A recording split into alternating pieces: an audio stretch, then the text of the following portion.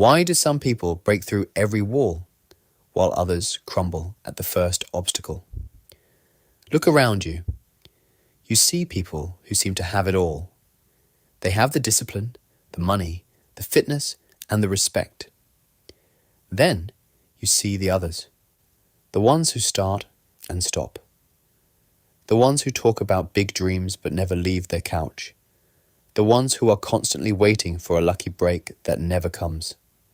What is the difference? It is not luck, it is not talent, and it is certainly not motivation. The difference is a decision. Most people think they have made a decision to be successful. They say things like, I want to be rich, or I want to be fit. But these are not decisions. These are wishes. A wish is weak. A wish disappears when things get hard. A decision is final. The word decision comes from the Latin root decidere, which means to cut off. When you make a true decision, you cut off any other possibility. You cut off the option to quit. You cut off the option to retreat. You cut off the option to be the old, lazy version of yourself.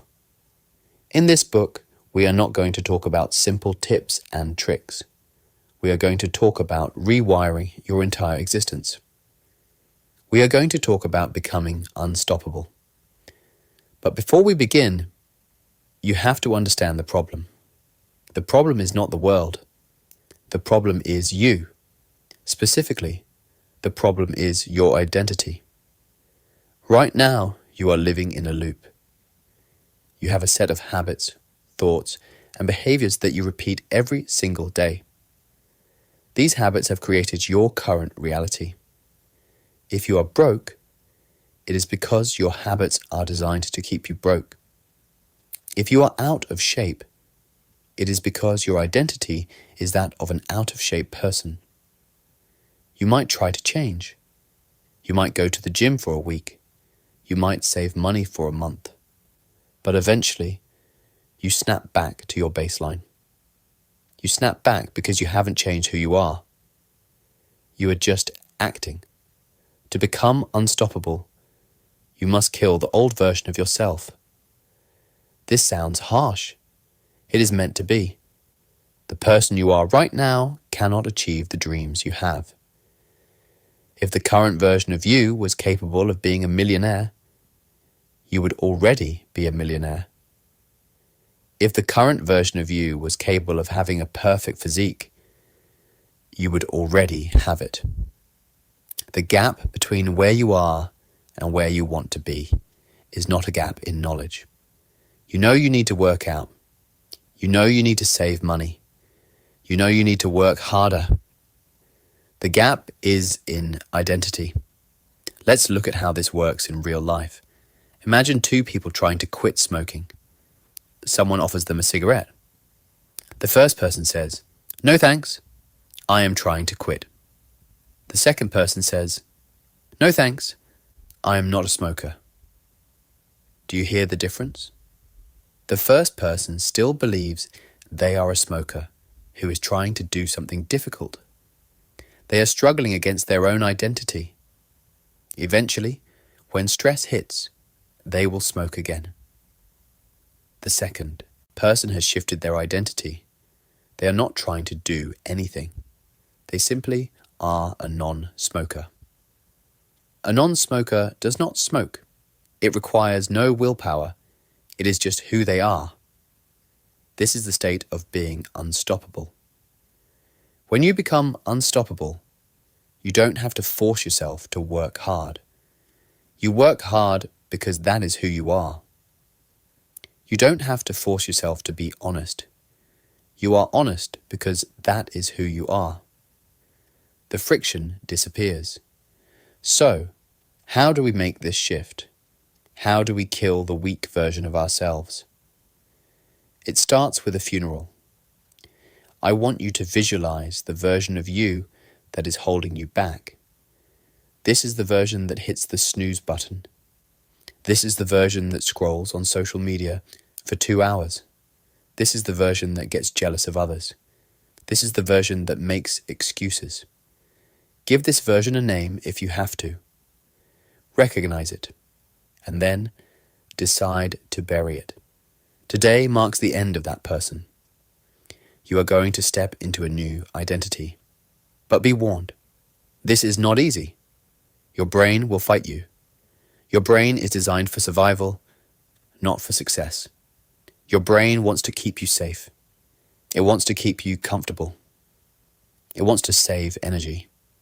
When you try to push past your limits, your brain will scream at you. It will say, "I'm tired." It will say, "Let's do this tomorrow." It will say, "This is too hard." The weak version of you listens to that voice. The unstoppable version of you observes that voice and ignores it. This is the core of discipline. Discipline is not about punishment. Discipline is the ability to give yourself an order and follow it. Think about a military general. When a general gives an order to march, the soldiers do not ask if they feel like it. They do not check the weather. They march. You must become the general of your own life. Most people are the soldier, but they are a bad soldier. They ignore their own orders. They tell themselves, "I will wake up at 6 a.m. and then they sleep until 7 a.m. Every time you break a promise to yourself, you weaken your spirit. You teach yourself that your word means nothing. If you lied to your friend every single day, they would stop trusting you. Yet, you lie to yourself every single day, and you wonder why you have no confidence. Confidence comes from trust. Self-confidence comes from self-trust. To become unstoppable, you must start keeping your promises. We are going to start small. We are not going to try to change everything overnight. That is a recipe for failure. We are going to focus on the concept of the non-negotiable. In your life right now, there are things that are non-negotiable. You probably brush your teeth every day. You probably put on clothes before you leave the house. You don't debate these things. You don't stand in the bathroom for 20 minutes wondering if you should brush your teeth. You just do it. To become unstoppable, you must move your goals into the non-negotiable category. Let's take fitness as an example. The weak version of you treats exercise as an option. You look at your schedule and say, "If I have time, I will go to the gym." The unstoppable version of you treats exercise like brushing your teeth. It is not a decision. It is a requirement. If you are busy, you wake up earlier. If you are tired, you go anyway. If the gym is closed, you do push-ups on the floor. The method may change, but the standard never drops. This applies to your business and your finances too. The weak version of you saves money only when there is extra left over at the end of the month. The unstoppable version of you pays yourself first, every single time. Because financial freedom is a requirement, not a suggestion. But here is the hard truth that most self-help books won't tell you. When you decide to become unstoppable, you will be lonely. The weak version of you fits in with everyone else. It is easy to bond with people over complaints. It is easy to sit around with friends and talk about how hard life is, how the economy is bad, and how the system is rigged. Misery loves company. When you decide to become unstoppable, you stop complaining. You take responsibility for everything. And when you stop complaining, you will find that you have less in common with your old friends. They will say you have changed. They will say you are obsessed. They will try to pull you back down to their level. This is a test. If you want to live a life that 99% of people dream of, you have to do what 99% of people refuse to do. You have to be willing to be misunderstood. You have to be willing to look foolish. You have to be willing to work in the dark for years before you see the light. This brings us back to the decision. Are you willing to pay the price? Everyone wants the prize. Everyone wants the medal. Everyone wants the view from the top of the mountain. But very few people want the climb. Very few people want the cold, the pain, and the isolation of the journey. Becoming unstoppable is not a destination. It is a manner of traveling. It is a way of existing in the world. It means that when a problem hits you, you do not collapse. You absorb the blow and you keep moving. It means that when you fail, you do not quit. You learn and you adjust. It means that you are no longer a victim of your circumstances. You are the creator of your destiny. Real life is going to hit you hard. You will lose money. You will lose relationships. You will get sick. You will have days where you feel like the weight of the world is on your shoulders. The weak version of you would crumble under this weight, but you are killing that version today. The new you, the unstoppable you, looks at that weight and says, "Good, this will make me stronger." This is the mindset of a champion. A champion does not ask for an easy life. A champion asks for broad shoulders. So, here is your first assignment. It is simple, but it is not easy. Tonight, before you go to sleep, I want you to look in the mirror. I want you to look yourself in the eyes. And I want you to say goodbye to the person you used to be. Acknowledge your past failures. Forgive yourself for the time you wasted. Forgive yourself for the opportunities you missed. Guilt is a heavy bag, and you cannot run fast while carrying it. Put it down. Then, make the decision. Decide that from this moment forward, you are a person of your word. Decide that you are a person of action. Decide that you are unstoppable. Do not tell anyone about this decision. Do not post it on social media. Do not text your friends. Silence is powerful. Let your results speak for you. Tomorrow morning, when the alarm goes off, your new life begins. The old you would hit snooze. The old you would bargain for 5 more minutes. The new you will rise.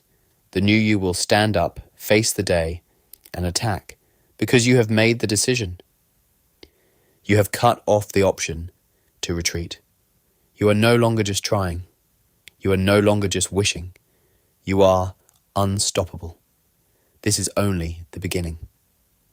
In the next chapter, we are going to destroy the biggest lie you have ever been told. We are going to talk about the myth of feelings and why waiting for motivation is the quickest way to ruin your life. Welcome to the war.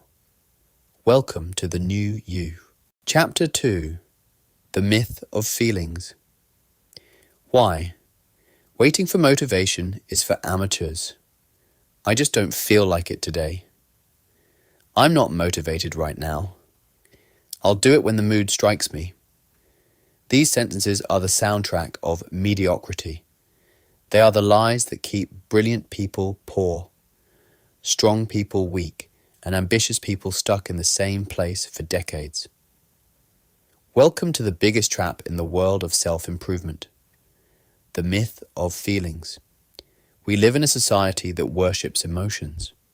We are told to follow our hearts. We are told to listen to our bodies. We are told that if something feels hard or uncomfortable, we should stop and practice self-care. But if you want to become unstoppable, you need to understand a brutal truth. Your feelings are irrelevant. Let me repeat that. When it comes to your goals, your mission, and your duty, your feelings do not matter. The problem is that you have been taught a false equation. You believe the equation looks like this: motivation plus action equals result. You think you need to feel excited. inspired, or energetic before you can do the work. You are waiting for lightning to strike. You are waiting for the perfect song to come on the radio.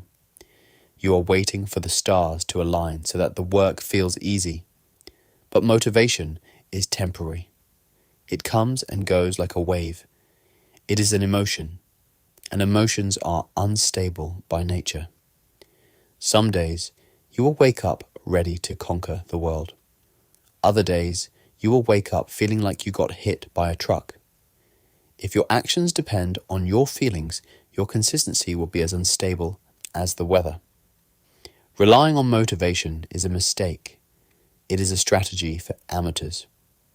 Think about the most successful people in the world. Do you think the CEO of a billion-dollar company wakes up every single day excited to look at spreadsheets? Do you think an Olympic athlete wakes up every single morning thrilled to run in the freezing rain? No. They wake up feeling tired. They wake up feeling doubt. They wake up just like everyone else. The difference is that they do not negotiate with their feelings. They take action no matter what. This is the distinction between a professional and an amateur. An amateur works when they feel inspired. An amateur needs the conditions to be perfect. An amateur treats their goal like a hobby, something they do when it's fun. A professional shows up. A professional understands that consistency beats intensity. A professional knows that a mediocre workout done on a bad day is infinitely better than a perfect workout that never happened because you weren't in the mood. Greatness is built on what you do consistently, not what you do occasionally. So, how do we break this addiction to motivation? How do we stop being slaves to our moods? We have to flip the equation. Earlier, I told you the false equation was motivation, action. The real equation is action, motivation. Action creates motivation, not the other way around. Have you ever dreaded going to the gym? You sit on the couch, debating with yourself. You feel heavy. You feel lazy. But then, you force yourself to stand up. You put on your shoes. You drive to the gym. You do the first set. Suddenly, something shifts. Your blood starts pumping. Your mind clears. By the end of the workout, you feel energized. You feel proud. You feel motivated. But notice the order. The feeling came after the action. You cannot think your way into a new way of acting, but you can act your way into a new way of thinking. If you wait until you feel ready, you will be waiting for the rest of your life. You must train yourself to move before your brain has a chance to complain. This brings us to a concept I call the gap. The gap is the space between the thought, I need to do this, and the actual doing of it. In that gap, your feelings live. In that gap, your excuses live. I'll do it in 5 minutes. I need to eat first. I need to check my email first. The longer you stay in the gap, the louder your feelings become. Your brain is an excuse-generating machine. It wants to protect you from discomfort. If you give it time to argue, it will win. To become unstoppable, you must close the gap. You must shrink the time between thought and action to 0. When the alarm goes off, do not lie there and think about how tired you are. Do not think about how cold the floor is. Do not think about how long the day will be. Feet on the floor. Stand up. Go. This is the 5-second rule mentioned in our study of consistency. When you feel resistance, count down.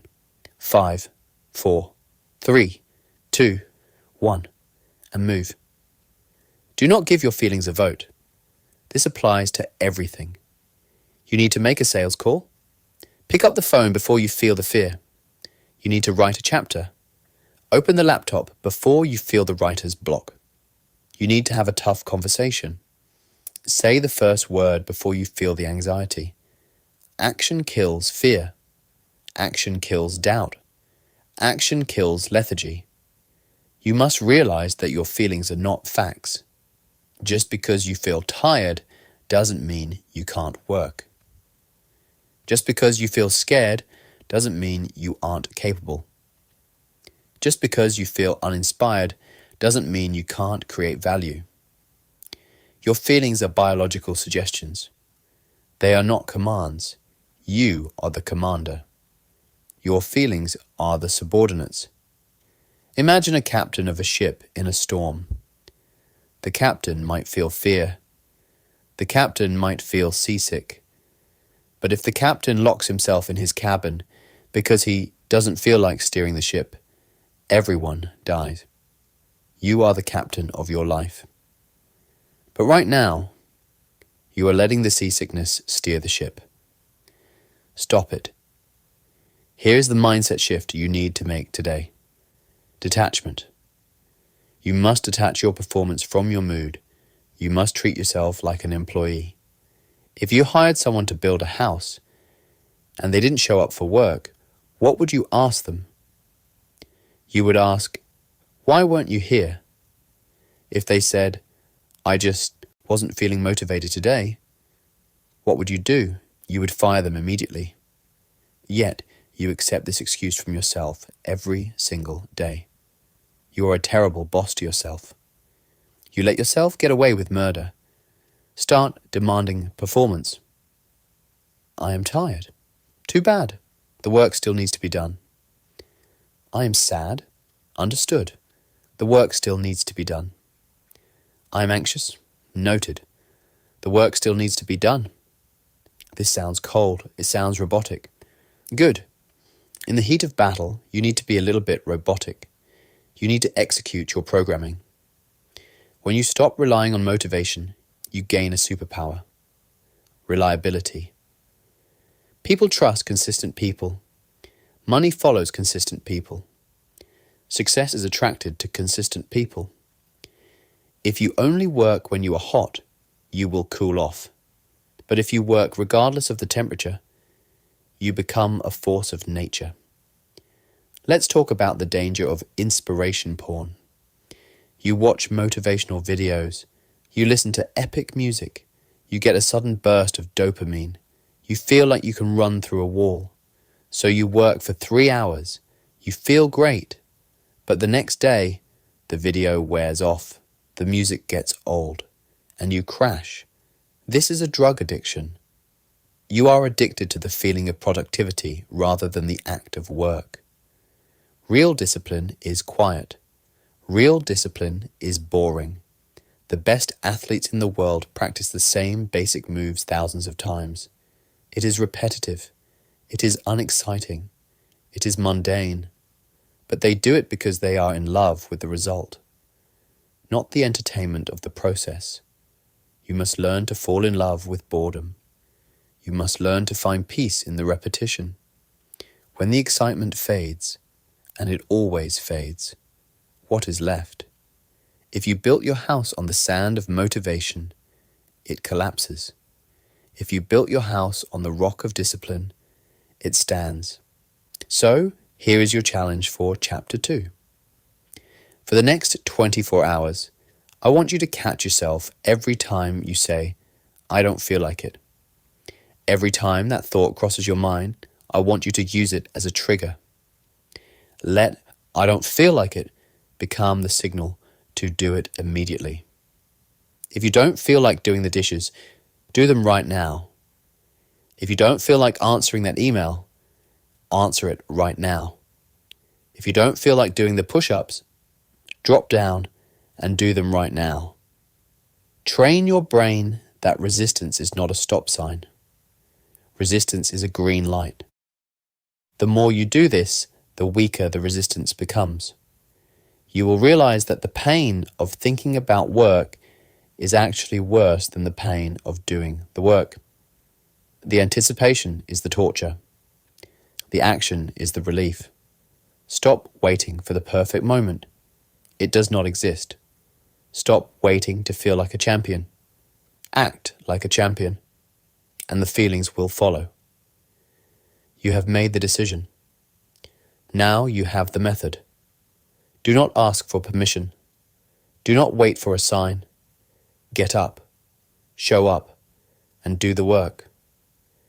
In the next chapter, we will discuss the battlefield, where the war for your life is won or lost. The morning. We are going to talk about the morning war and why winning the first hour is the only way to conquer the day. Chapter 3. The morning war, winning the first hour to conquer the day. The war for your life does not happen on the battlefield. It does not happen in the boardroom. It does not happen in the gym. The war happens at 6 a.m. or 5 a.m. or whenever that alarm goes off.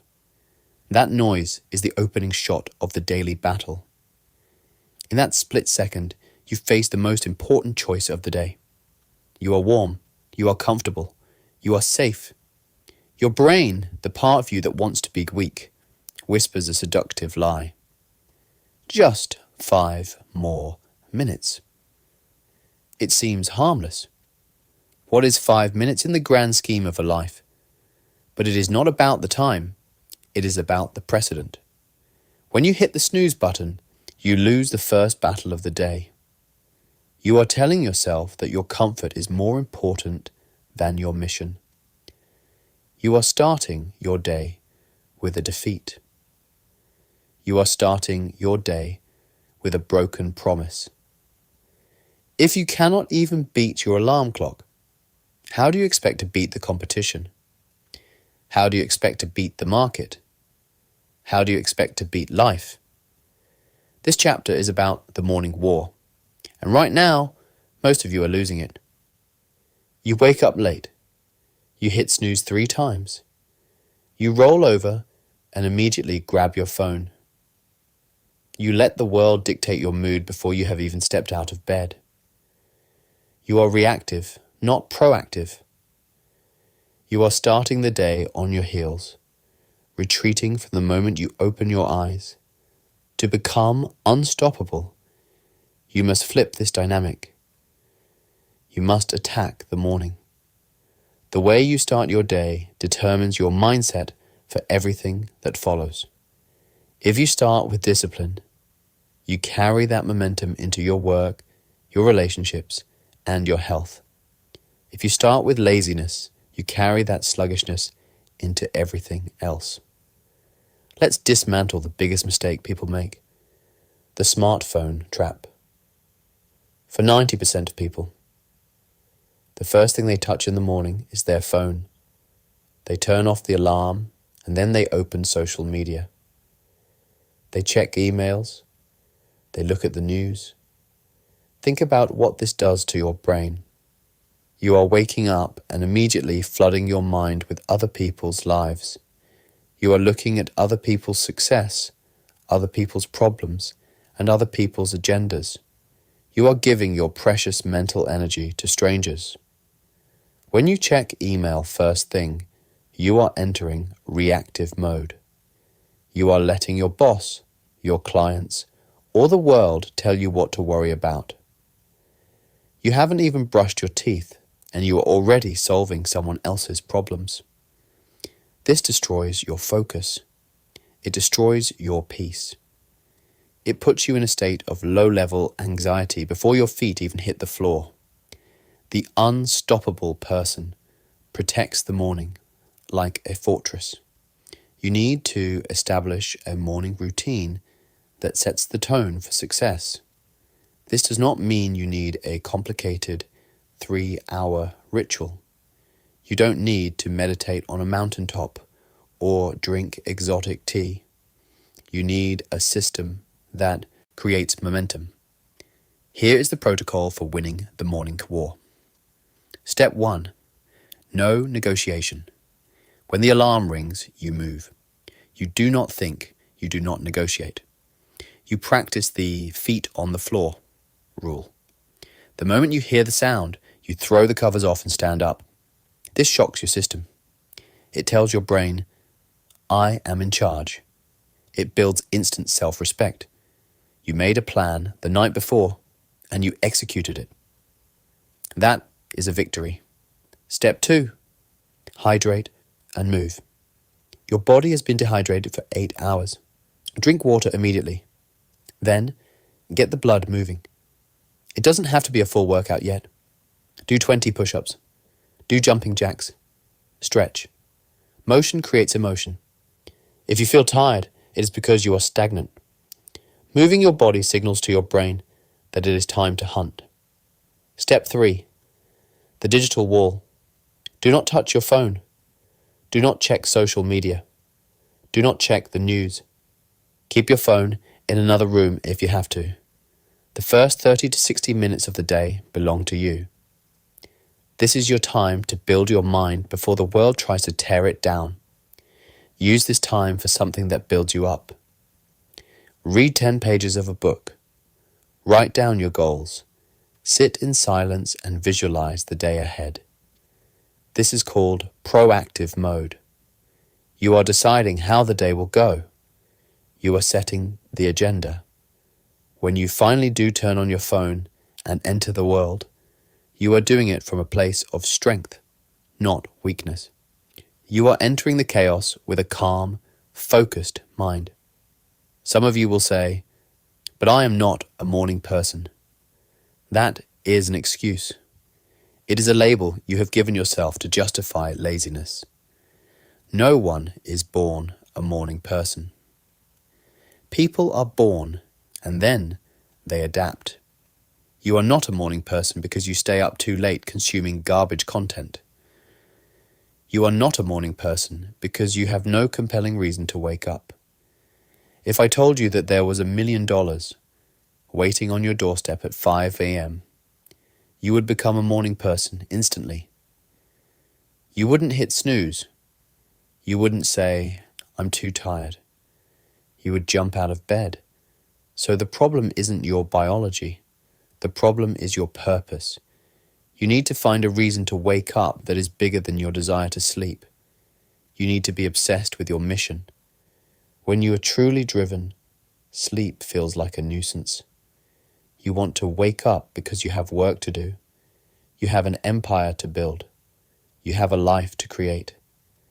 Let's talk about the snooze button again. I want you to look at it differently from now on. The snooze button is a betrayal. Last night, you made a contract with yourself. You said, "I will wake up at 6 a.m. This morning, you broke that contract. You looked yourself in the mirror and lied. If you can't trust yourself to wake up, how can you trust yourself to build a business? How can you trust yourself to lead a family? How you do one thing is how you do everything. If you are sloppy in the morning, you will be sloppy in your life. Winning the morning is about gathering small wins. Win 1, wake up on time. Win 2, make your bed. Win 3, drink water. Win 4, avoid the phone. By 7 a.m., you have 4 victories under your belt. You feel successful. You feel disciplined. That energy carries over. When a difficult task comes up at 10 a.m., you attack it with the same energy.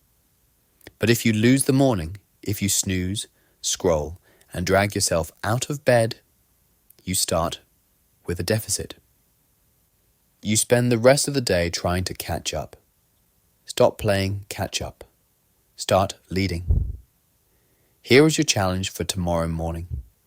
Set your alarm for a specific time. Put your phone across the room so you have to physically get out of bed to turn it off. Put a glass of water next to the phone. When that alarm goes off, stand up, turn it off, and drink the water. Do not get back in bed. Do not check Instagram. Go do something productive for 30 minutes. It will be uncomfortable. Your brain will beg for the pillow. But remember, comfort is the enemy of greatness. If you can conquer the urge to sleep, you can conquer the urge to quit. If you can win the first hour, you can win the day. And if you win enough days, you will win your life. The morning is the foundation. Build it strong. In the next chapter, we are going to talk about the invisible enemy that is destroying your focus and stealing your ambition. We are going to talk about dopamine control and how to reclaim your brain from the digital zombie state. Wake up, the war has begun. Chapter 4, Dopamine Control. Reclaiming your focus from the digital zombie state. You are an addict. You might deny it. You might say, I don't do drugs. I don't gamble. I'm in control. But let me ask you a few questions. When you are standing in line at the grocery store for 30 seconds, what do? You pull out your phone. When you are watching a movie, do you feel the urge to check your messages? When you wake up, do you immediately scroll through a feed of colourful videos? When you try to work on a hard task, do you feel a physical itch to open a new tab and check something, anything else? If the answer is yes, you are an addict. You are addicted to cheap dopamine.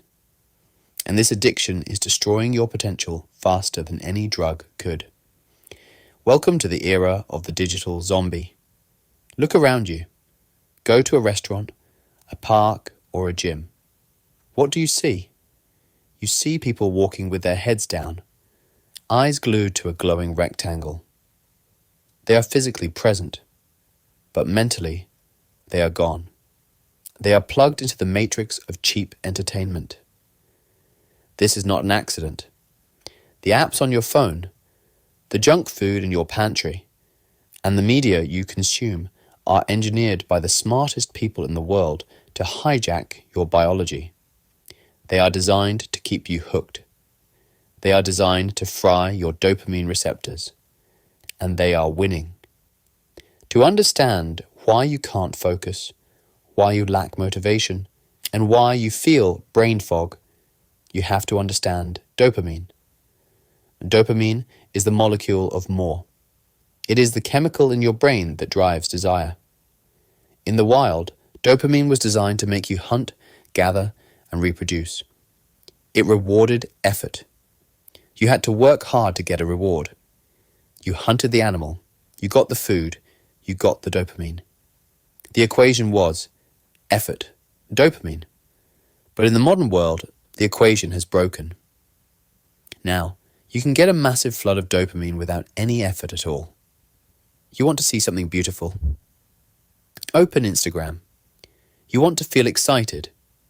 Watch a 15-second action clip. You want to feel lust? Watch pornography. You want to taste sugar? Eat a processed candy bar. You get the reward without the hunt. You get the prize without the pain. This sounds great on the surface. But here is the catch. Your brain seeks balance.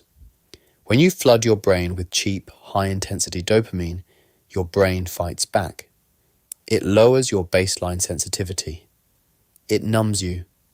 This is why a drug addict needs more and more of the drug just to feel normal. You have done this to your ambition because your brain is used to getting high levels of pleasure from scrolling on your phone. Normal tasks feel incredibly boring. Building a business feels slow. Reading a book feels painful. Working out feels like torture. Why would your brain want to work for 4 hours to get a sense of achievement when it can swipe a screen and get a hit of dopamine in 4 seconds? You have trained your brain to be lazy. You have trained your brain to demand instant gratification. This is why you have big dreams, but zero drive. You are chemically sedated. You are pacified by the screen. The unstoppable person understands that focus is the new currency. In a world where everyone is distracted, the person who can focus for 4 hours straight is a superhero.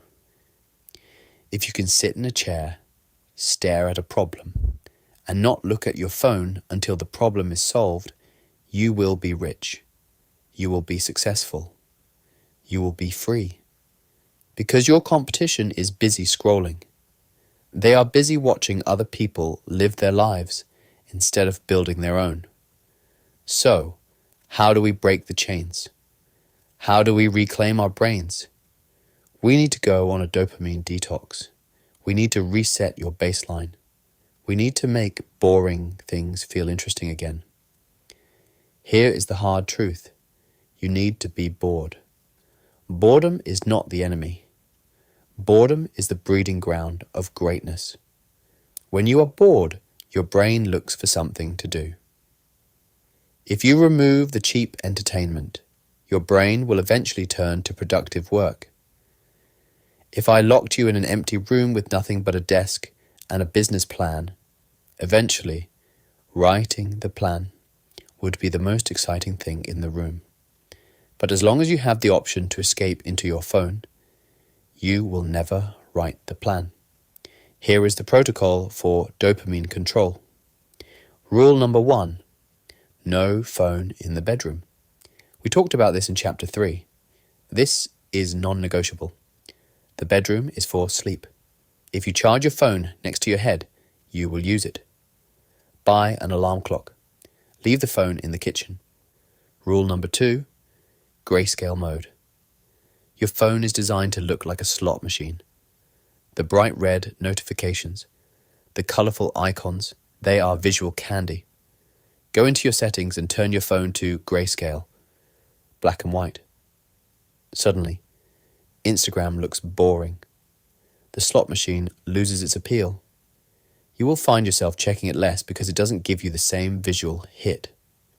Rule number 3, deep work blocks. You must train your focus like a muscle. Right now, your focus muscle is weak. It is atrophied. Start with 60 minutes. Turn your phone off. Put it in a drawer. Sit down with your work. For 60 minutes, you do nothing but the task. If you get bored, you sit there. If you get stuck, you sit there. You do not switch tabs, you do not check the news, you sit in the friction. At first, this will be painful. Your brain will scream. It will beg for a distraction. Ignore it. Let the urge pass. After about 15 or 20 minutes, the agitation will settle. You will enter a state of flow. This is where real work happens. This is where empires are built. Rule number 4, consume long form, not short form. TikTok, YouTube Shorts, and Instagram Reels are the crack cocaine of the digital world. They destroy your attention span. They train you to only pay attention for 15 seconds. Stop watching them. Delete the apps if you have to. If you are going to consume content, read a book, listen to a long podcast, watch a documentary. Force your brain to engage with one topic for a long period of time. This is about taking back control. Right now, you are a slave to the algorithm. Somewhere in Silicon Valley, there are engineers whose entire job is to keep your eyes on the screen so they can sell you ads. They are studying your psychology. They know exactly when to send a notification to pull you back in. Are you going to let them win? Are you going to let a piece of software control your destiny? The unstoppable person uses technology as a tool, not a master. The unstoppable person produces content. They do not just consume it. Imagine what you could achieve if you took all the hours you spent scrolling last year and put them into a skill. Imagine if you took all the mental energy you wasted on celebrity gossip and put it into your fitness. You would be unrecognizable. It is time to wake up from the zombie state. The world is noisy. You must be quiet. The world is distracted. You must be focused. The world is addicted to the easy path. You must fall in love with the hard path. When you reset your dopamine, the world changes. A sunset looks beautiful again. A conversation feels meaningful again. Hard work feels rewarding again. You get your life back, but you have to be willing to endure the withdrawal. You have to be willing to sit in the silence and face yourself. Most people run to their phones because they are afraid of their own thoughts. They are afraid of the silence because in the silence, they hear the truth. They hear the voice telling them that they are wasting their potential. So they drown it out with noise. Don't drown it out. Listen to it. Let that discomfort drive you to action. Put the phone down. Look at the world. Look at your work. There is nothing on that screen that is more important than the legacy you are trying to build. Your focus is your weapon. Sharpen it. Guard it. Don't give it away for free. In the next chapter, we are going to talk about armor. We are going to build your defense system against the opinions of others. We are going to discuss emotional ironclad and how to become immune to insults, rejection, and hate. The detox starts now. Chapter 5, Emotional Ironclad.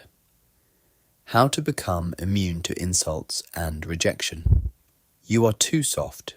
I don't mean physically, I mean emotionally. You let the world push you around. You let a rude comment from a stranger ruin your day. You let a rejection from a client destroy your confidence. You let the fear of what your friends might say stop you from chasing your dreams. You are walking through life with no armor. You are an open wound, waiting for someone to poke you. And because you are an open wound, you are constantly bleeding energy. You cannot be unstoppable if you are fragile. If you crumble every time someone criticizes you, you will never build anything of value. If you need everyone to like you, you will never lead. Leadership, by definition, requires making decisions that some people will hate. To win in life, you need to build emotional ironclad. You need to reach a state where your internal peace is so solid, so fortified, that nothing external can shake it.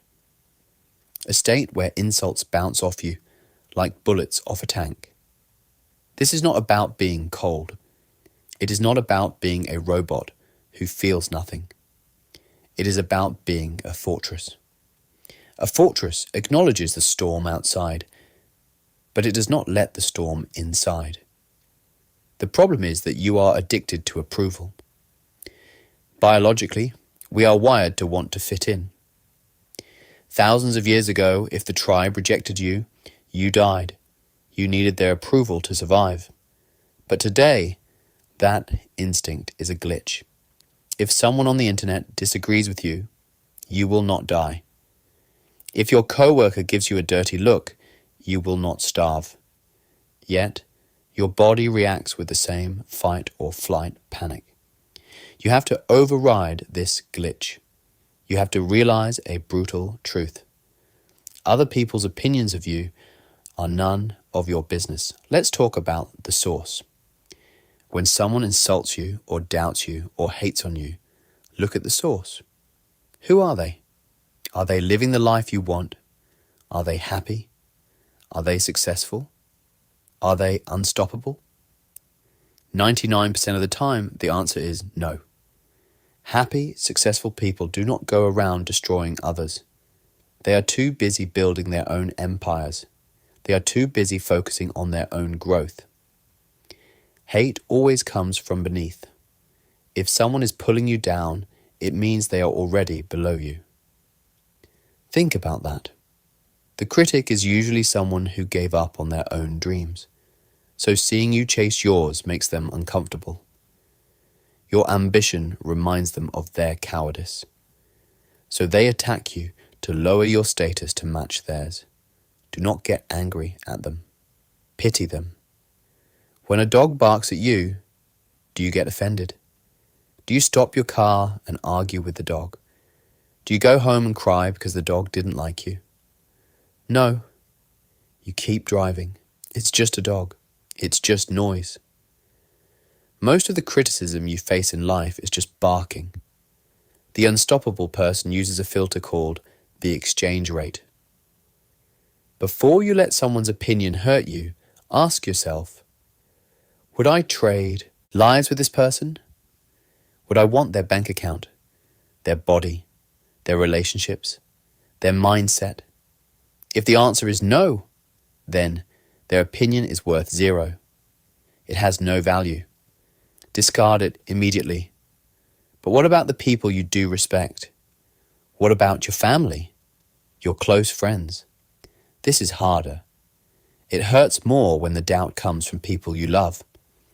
They might say, be realistic, or don't work so hard, or that's a risky idea. You have to understand that they are usually speaking from fear, not malice. They want you to be safe.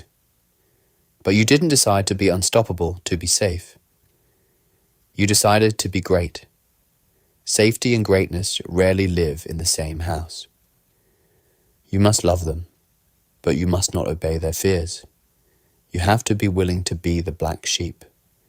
You have to be willing to walk alone for a while. Now, let's talk about rejection. You are terrified of rejection. You don't make the sales call because they might say no. You don't ask for the raise. You don't approach the person you are attracted to. You treat no like a weapon. But no is just data. If you make a sales pitch and they say no, it just means your pitch needs work, or they weren't the right fit. It doesn't mean you are worthless. You must separate your self-worth from your results. Your value as a human being is constant. It does not go up when you win, and it does not go down when you lose.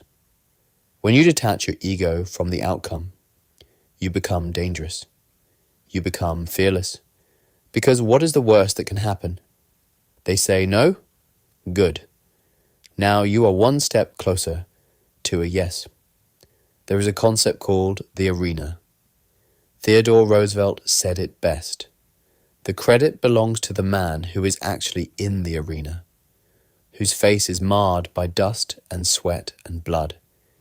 It does not belong to the critic who sits in the stands and points out how the strong man stumbled. You are in the arena. You are fighting for your life. The haters are in the cheap seats. They are eating popcorn and watching you. Why would you care what a spectator thinks about the gladiator? Here is how you build your emotional ironclad, starting today. Protocol 1. The 24-hour rule.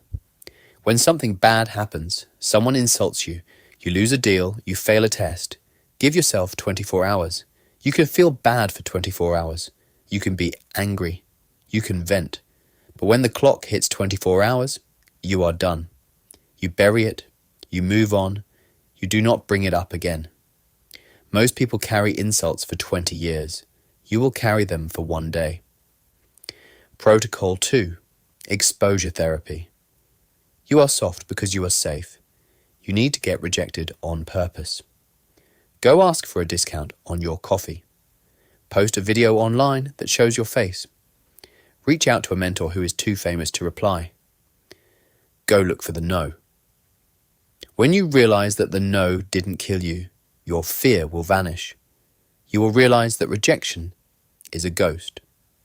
It can't hurt you unless you let it. Protocol 3.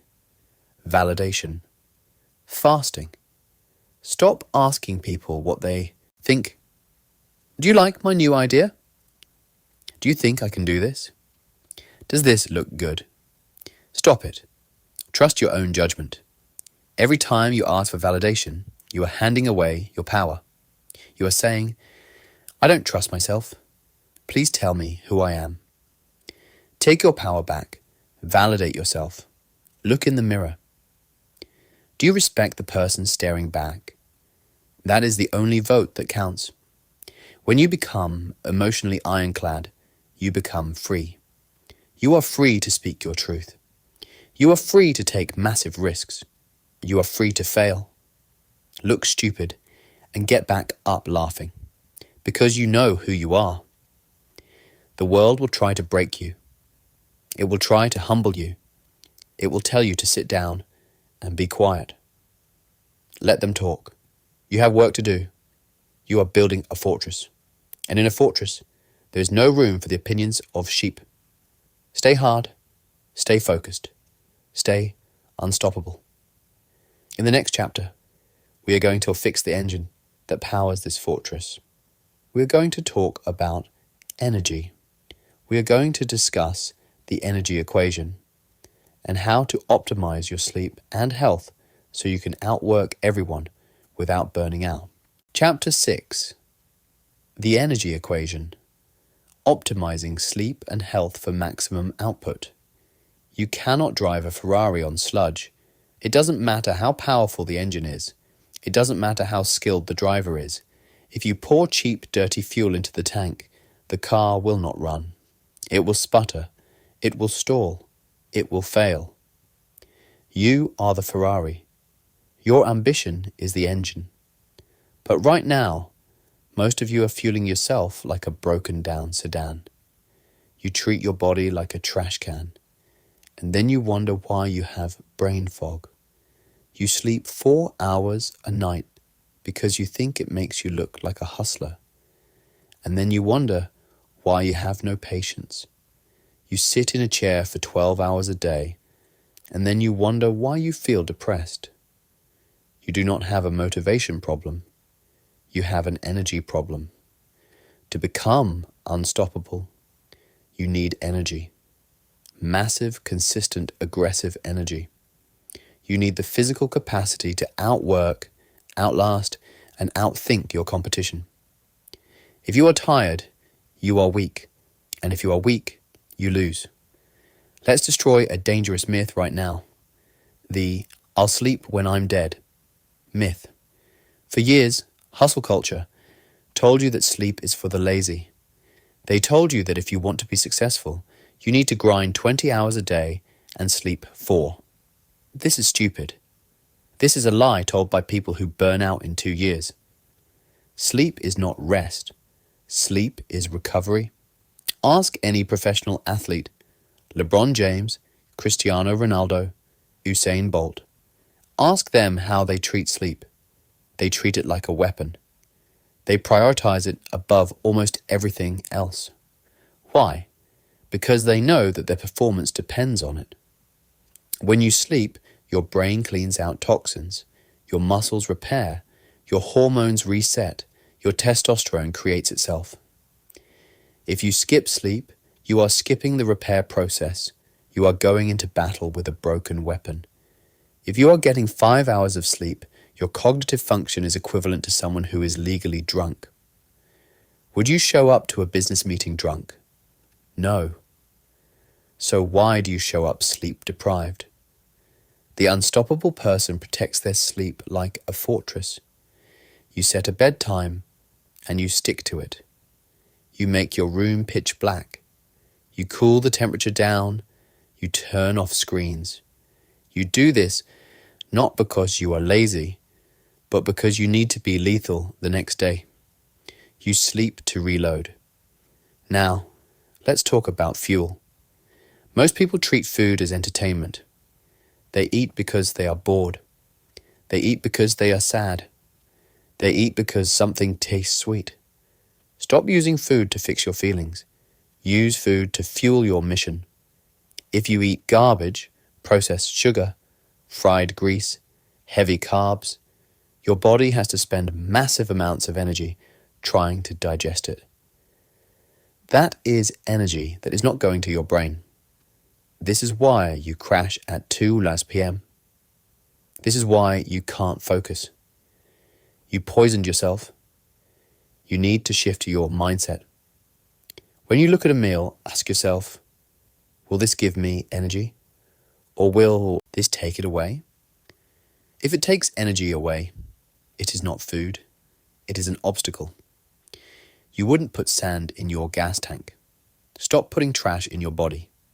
Eat real food, protein, water, vegetables, things that grew in the earth or walked on it.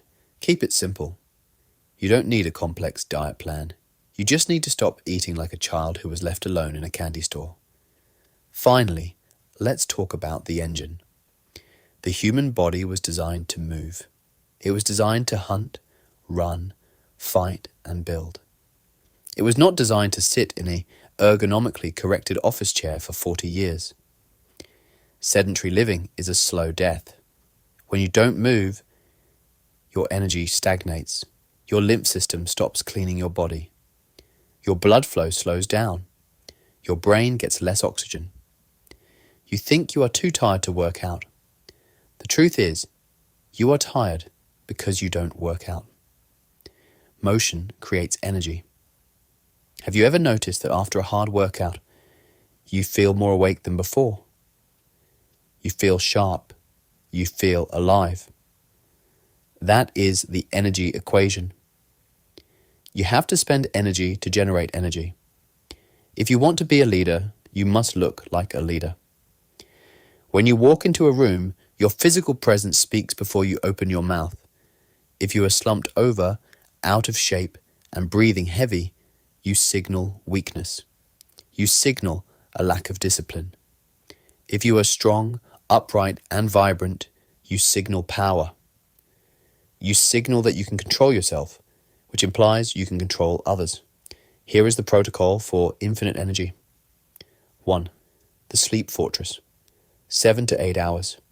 Non-negotiable. Phone out of the room. Darkness. Silence. Wake up at the same time every day to set your circadian rhythm. 2. Hydrate first. Most of your fatigue is just dehydration. Drink a liter of water before you drink coffee. Coffee on a dehydrated brain is just anxiety in a cup. Water first. 3. Lift heavy things. You need to put your body under stress. Lift weights. Sprint. Do martial arts. Callous your hands and your mind. Physical strength creates mental resilience.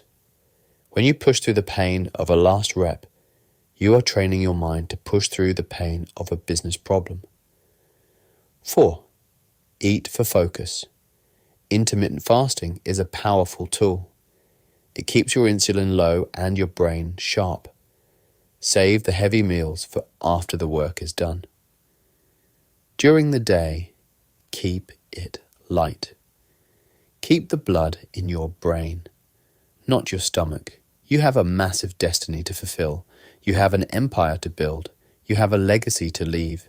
You cannot do any of that if you are taking a nap at noon. You cannot do any of that if you die of a heart attack at 45. Your body is the vehicle that carries you through this life. If the vehicle breaks down, the journey ends. Respect the vehicle. Upgrade the engine. Optimize the fuel. Turn yourself into a machine that can run at maximum speed. All day, every day. When your energy is high, obstacles look small. When your energy is low, pebbles look like mountains. Get your energy right, and everything else gets easier. In the next chapter, we are going to apply this energy to your work. We are going to destroy the idea of the 8-hour workday. We are going to discuss deep work and how to produce more in 4 hours than most people do in 4 days. Chapter 7, Deep Work. Producing more in 4 hours than most do in 4 days. You are lying to yourself about how hard you work. You tell people you worked 8 hours today. You tell your boss you were busy all week. You tell your family you were exhausted because of the grind. But if I put a camera in your office and watched the footage, what would I see? I would see you checking email every 10 minutes. I would see you scrolling through social media when you hit a difficult problem. I would see you getting a coffee. I would see you chatting with coworkers about the weather. I would see you multitasking, switching tabs, and reacting to notifications. You didn't work for 8 hours. You were at work for 8 hours. You were busy for 8 hours. But you were productive for maybe 2. This is the illusion of progress. You mistake activity for achievement. You think that because you are moving, you are getting somewhere. But a rocking chair moves all day and goes nowhere. To become unstoppable, you must destroy the myth of the 8-hour workday. The 8-hour workday is a relic of the Industrial Revolution. It was designed for factory workers who were screwing bolts onto car parts. If you are doing manual labour, more hours equals more output. But you are not a factory worker. You are a knowledge worker. You are a leader. You are a creator. For you, value does not come from time. Value comes from intensity. 1 hour of intense, unbroken, laser-focused work is worth 10 hours of distracted, low-energy work. This is the concept of deep work. Deep work is the ability to focus without distraction on a cognitively demanding task. It is a superpower in our modern economy because almost no one can do it anymore. We discussed this in Chapter 4.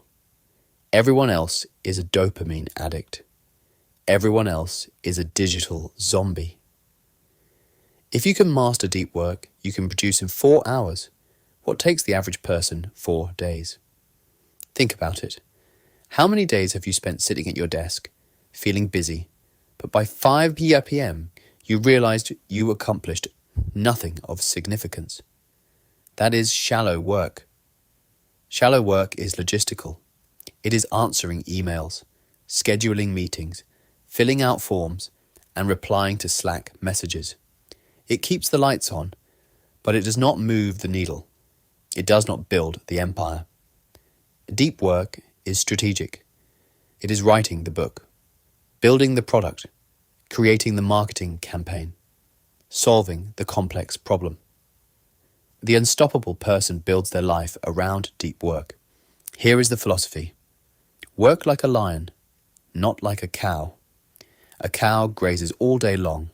It stands in the field, chewing grass, slowly moving, never stopping, but never really doing anything intense. This is the average employee. They graze on emails and meetings from 9 to 5. A lion does not graze. A lion waits. A lion prepares. And then, when it is time to hunt, the lion sprints with 100% intensity.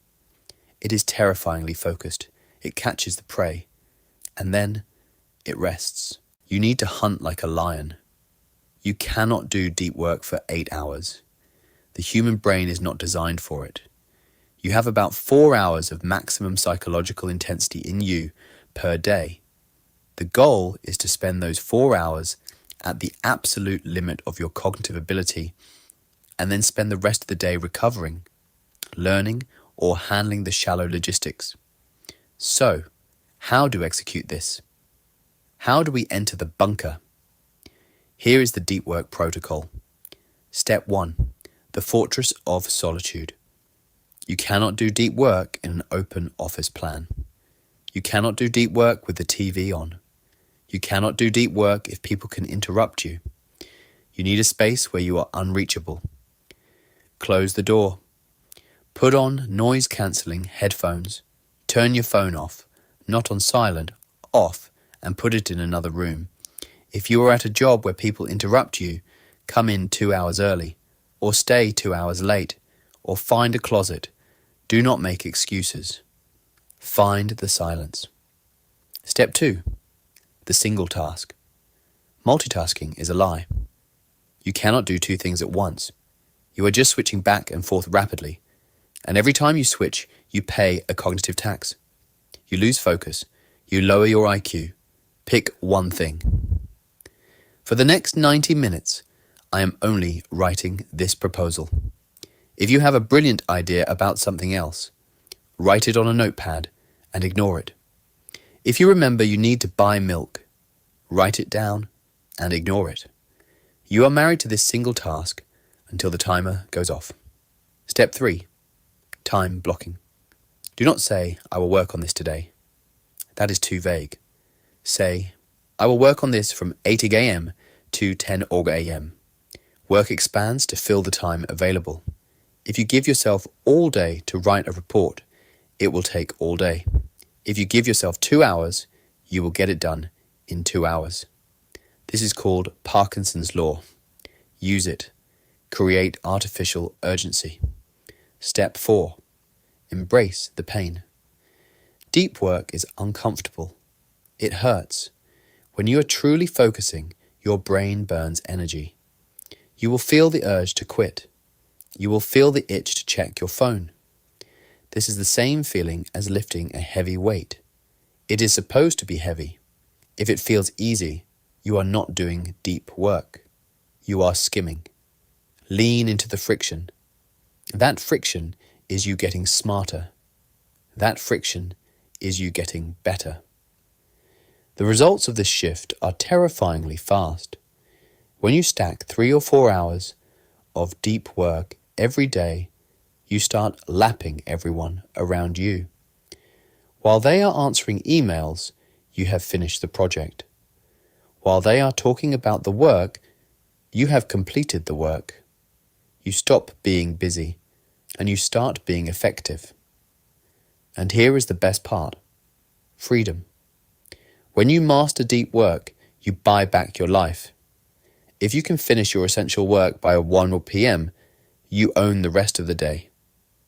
You can go to the gym. You can spend time with your family. You can learn a new skill. The hustle culture tells you to stay in the office until midnight to prove you are dedicated. The unstoppable mindset says, get the job done with such lethal efficiency that you don't need to stay until midnight. Results matter. Hours do not. Stop measuring your day by how tired you are. Measure it by what you produced. Did you move the mountain? Or did you just stare at it for 8 hours? Now, a warning. When you start working this way, people will not understand. They will get annoyed that you don't reply to their emails instantly. They will think you are antisocial because you close your door. They will try to drag you back into the shallow work culture of instant meetings and constant chatter. You must protect your time with your life. Your time is your inventory. If you let people steal it, you have nothing to sell. You have to learn to say no. You have to learn to set boundaries. You have to learn that being available to everyone means you are useful to no one. This leads us to the next phase of your training. You have the energy. You have the focus. Now you need the armor. In the next chapter, we are going to teach you how to defend your mission. We are going to talk about the power of no and how to set boundaries that protect your time, your sanity, and your success. The grazing is over. The hunt begins now. Chapter 8. The power of no. Setting boundaries to protect your mission. You are too available. If I called you right now and asked for a favor, you would probably say yes. If your boss asked you to stay late for a meaningless task, you would probably say yes. If your friends invited you to a dinner you didn't want to attend, you would probably say yes. You think you are being nice. You think you are being a team player. You think you are being a good friend. You are wrong. You are being a doormat. And doormats do not build empires. Doormats get stepped on. The reason you are exhausted, overwhelmed, and broke is not because you don't have enough time. It is because you leak time.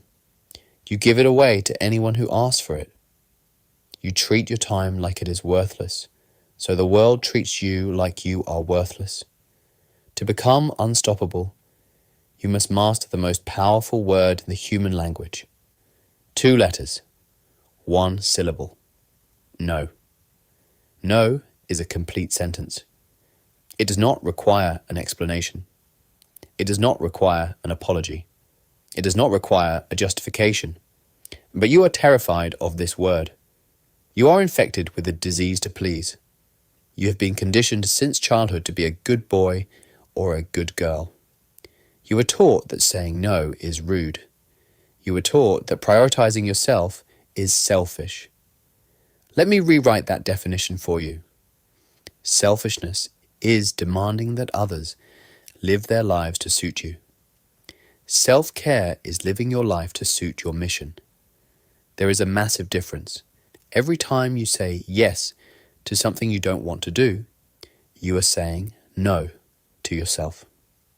When you say yes to the boring dinner party, you are saying no to your gym session. When you say yes to the extra project that isn't your job, you are saying no to your own business. When you say yes to the distraction, you are saying no to your dreams. You cannot have it both ways. Time is a zero-sum game. If you give an hour to them, you take an hour from you. The unstoppable person is a guardian. You are the guard at the gate of your own life. If you let everyone in, the fortress falls. Let's talk about the economics of respect. Supply and demand applies to you too. If gold was as common as dirt, it would be worthless. Gold is valuable because it is rare. It is hard to get. If you are always available, if you always answer the phone on the first ring, if you always say yes, your value drops. You are common. People take you for granted because they know you will always be there. But think about the people you respect the most. Think about the high-level CEOs, the elite athletes, the leaders. Are they easy to reach? Can you just call them up and ask for an hour of their time? No. They are guarded. They are scarce. And because they are scarce, you respect them. You value their time because they value their time. If you want respect, you must create scarcity. You must become unavailable. So why is it so hard to say no? It comes down to fear. You are afraid of conflict. You are afraid they will be mad at you. You are afraid they will stop liking you. Here is the hard truth. If someone gets mad at you for setting a boundary, that is proof that the boundary was necessary. If you say, "No, I can't do that," and they get angry, they were not respecting you. They were using you. You just exposed the parasite. A true friend, a true leader, will respect your no. They will say, "I understand." You must stop managing other people's emotions. It is not your job to make everyone happy. It is your job to fulfill your potential. If fulfilling your potential disappoints a few people, that is the price of admission. Let's implement the hell yes or no rule. This is a concept popularized by Derek Sivers, and it is the filter for the unstoppable life. When an opportunity comes up, an invitation, a project, a request, ask yourself, is my reaction hell yes? Does it excite you? Does it align perfectly with your mission? Is it exactly what you want to do? If the answer is anything less than hell yes, then the answer is no. If you say, maybe, the answer is no. If you say, I probably should, the answer is no. If you say, it might be good networking, the answer is no. When you strip away the lukewarm yeses, you free up massive amounts of space for the hell yes opportunities. You are currently drowning in mediocre commitments. You are busy doing things you sort of like, with people you sort of know, for results you sort of want. Stop it. Burn the mediocre. Save your energy for the magnificent. Now, let's talk about how to say no. You struggle because you think you need to explain yourself. You start jading. JAD stands for justify, argue, defend, explain. You say, oh, I'd love to come, but I have to wash my cat, and my car needs an oil change, and I'm really tired. Stop. You sound weak. You are giving them hooks to argue with. If you say, I can't come because I have to work, they will say, just work later. Now you are in a negotiation. You have already lost. The unstoppable. No is clean. It is simple. I appreciate the invite, but I can't make it. That doesn't work for my schedule. I'm not taking on new projects right now. Notice the period at the end of those sentences. Do not add because. You do not owe them a reason. Your time belongs to you. No is enough. If you struggle with this, use the prior commitment tactic. When someone asks for your time, say, I have a prior commitment. They don't need to know that the commitment is a meeting with yourself at the gym. They don't need to know the commitment is sitting in a quiet room doing deep work. A commitment to yourself is just as valid as a doctor's appointment. Treat it that way. What about your boss? This is tricky. You can't just tell your boss no and walk away unless you are ready to quit. But you can negotiate priorities. If your boss dumps more, work on you. Do not just say yes and suffer. Say this, I can do this task. However, I am currently working on Project A and Project B. If I take this on, which of those two would you like me to deprioritize? Put the choice back on them. Show them that your capacity is a finite resource. This commands respect.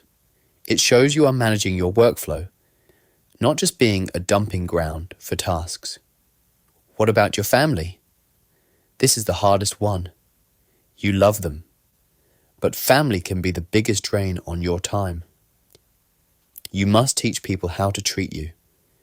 If you always answer the phone when your mom calls to complain for an hour, you have taught her that your time is free. You need to retrain them. Mom, I love you, but I only have 10 minutes to talk right now. And when 10 minutes is up, you hang up. At first there will be friction. They will say you have changed. They will say you are distant. Stand your ground. Eventually they will adapt. They will learn to value the time they get with you. You are building a fence around your garden. If you have no fence, the neighbor's dogs will come in. People will trample your flowers. Weeds will grow. If you want a beautiful garden, you need a strong gate.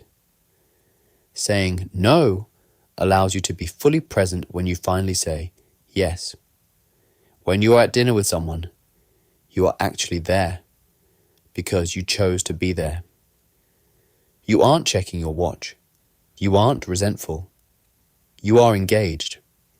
Your yes becomes powerful because it is rare. Here is your assignment. For the next 7 days, I want you to go on a no diet. Your default answer to everything is no. Do you want to go to happy hour? No. Can you help me move my couch? No. Can you join this committee? No. Feel the discomfort. Feel the awkward silence. And then feel the freedom. Look at all the free time that suddenly appears in your calendar. Look at how much energy you have saved. Take that energy and pour it into your mission. Pour it into your deep work. Pour it into your health. You are not being mean. You are being focused. You are not being selfish. You are being strategic. The world will take whatever you are willing to give. If you give everything, you will have nothing left for yourself. Stop setting yourself on fire to keep others warm. Reclaim your time. Defend your territory. Master the power of no. In the next chapter, we are going to take this same discipline and apply it to your wallet. You cannot be unstoppable if you are broke. We are going to talk about financial discipline and how to stop the bleeding and build a fortress of wealth. Chapter 9. Financial Discipline. Stopping the bleeding and building the fortress. You can have the mindset of a warrior. You can have the body of an athlete. You can have the focus of a monk. But if your bank account is a disaster, you are vulnerable. If you are living paycheck to paycheck, you are not unstoppable. You are fragile. You are one bad month, one emergency, or one lost client away from ruin. And when you are living in survival mode, You cannot make power moves. You can only make panic moves. Financial discipline is the ultimate test of self-control. Money is not just paper. Money is a tool. It is stored energy. It is a platoon of soldiers waiting for your command. Right now, most of you are sending your soldiers out to die for things that do not matter. You trade your freedom for temporary comfort. You trade your future for a brand name on a t-shirt. You trade your peace of mind for a car payment you can't afford to impress people you don't even like. This is the consumer mindset. The consumer sees money as something to spend. The producer sees money as something to deploy. To become unstoppable, you must declare war on your own financial stupidity. We are going to apply the same principles we used for fitness and focus, consistency, tracking, and ruthless elimination. As we learned earlier, tracking progress gives you clarity. Without it, you're just guessing. This applies to every dollar you touch.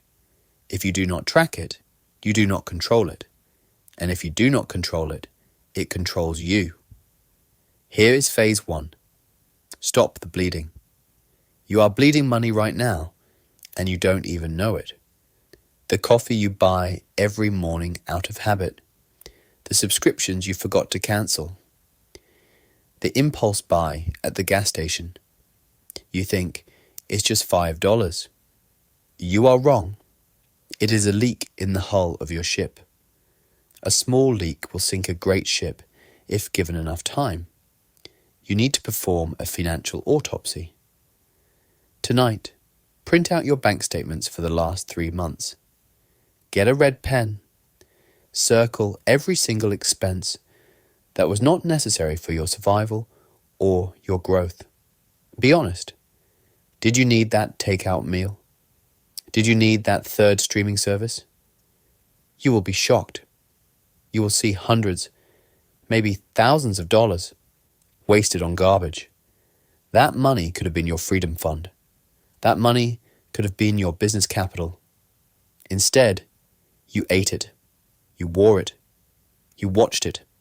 And now it is gone. Stop the bleeding. Cancel the subscriptions. Stop eating out. Stop buying things to make yourself feel better. If you need retail therapy, you don't need to buy shoes. You need to fix your life. Phase 2. Build the fortress. You cannot be aggressive if you have no defense. In war, you build a fortress before you attack the enemy. In finance, you build an emergency fund. This is not saving for a rainy day. This is buying your freedom.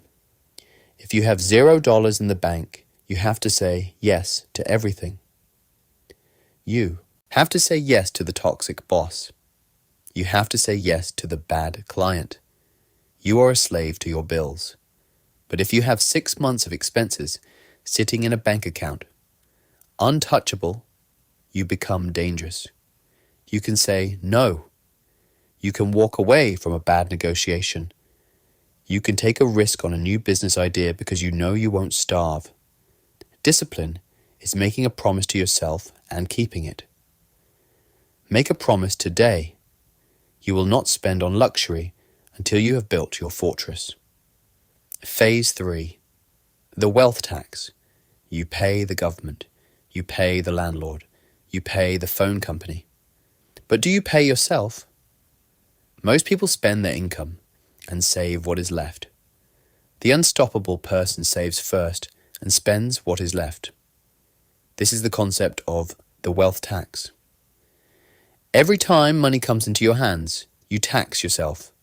You take 10%, 20%, or 30% off the top, and you move it to a separate account. This money is not for spending. It is for investing. It is for buying assets. You treat this tax like a bill. You don't say, I can't afford to save. You simply adjust your lifestyle to fit the remainder. If that means you drive an ugly car, drive an ugly car. If that means you live in a smaller apartment, live in a smaller apartment. Rich people live like they are poor until they are rich. Poor people live like they are rich until they are broke. Let's talk about the ego trap. Why do you buy things? You buy things to signal status. You want people to think you are successful. But true success is silence. True wealth is quiet. The unstoppable person does not need a logo on their chest to feel valuable. Your value comes from your discipline, your work ethic, and your mission. When you detach your self-worth from your material possessions, you become free. You stop competing with your neighbors. You stop caring what they think. You are playing the long game. While they are buying the new iPhone every year, you are buying stock in Apple. While they are financing a luxury car, you are buying real estate. While they are looking rich, you are becoming wealthy. Remember what we learned. Small habits compound over time. Investing $100 a week seems small, but compounded over 20 years, it is a fortune. The discipline to invest consistently, even when you don't feel like it, is the secret to wealth. It is boring, it is repetitive, but it works. Here is your assignment for Chapter 9. Step 1. Download your last 90 days of transactions. Step 2. Circle the waste. Calculate the total. Step 3. Set up an automatic transfer for tomorrow morning. Even if it is just $50, move it to a savings account you cannot touch. Step 4. Go on a spending fast. For the next 7 days, buy nothing except food and fuel. No coffee, no gum, no Amazon. Feel the urge to spend. Observe it, and then deny it. Every time you deny the urge to buy something useless, you are training your discipline muscle. You are proving that you are in control. Money is a terrible master, but an excellent servant. Right now, for many of you, money is the master. It tells you where to live, what to eat, and how to spend your time. Flip the script. Master your money, and it will serve you for the rest of your life. Build the fortress. Stop the bleeding. Secure your freedom. Because once you have financial control, you can focus on the most important asset of all, the people around you.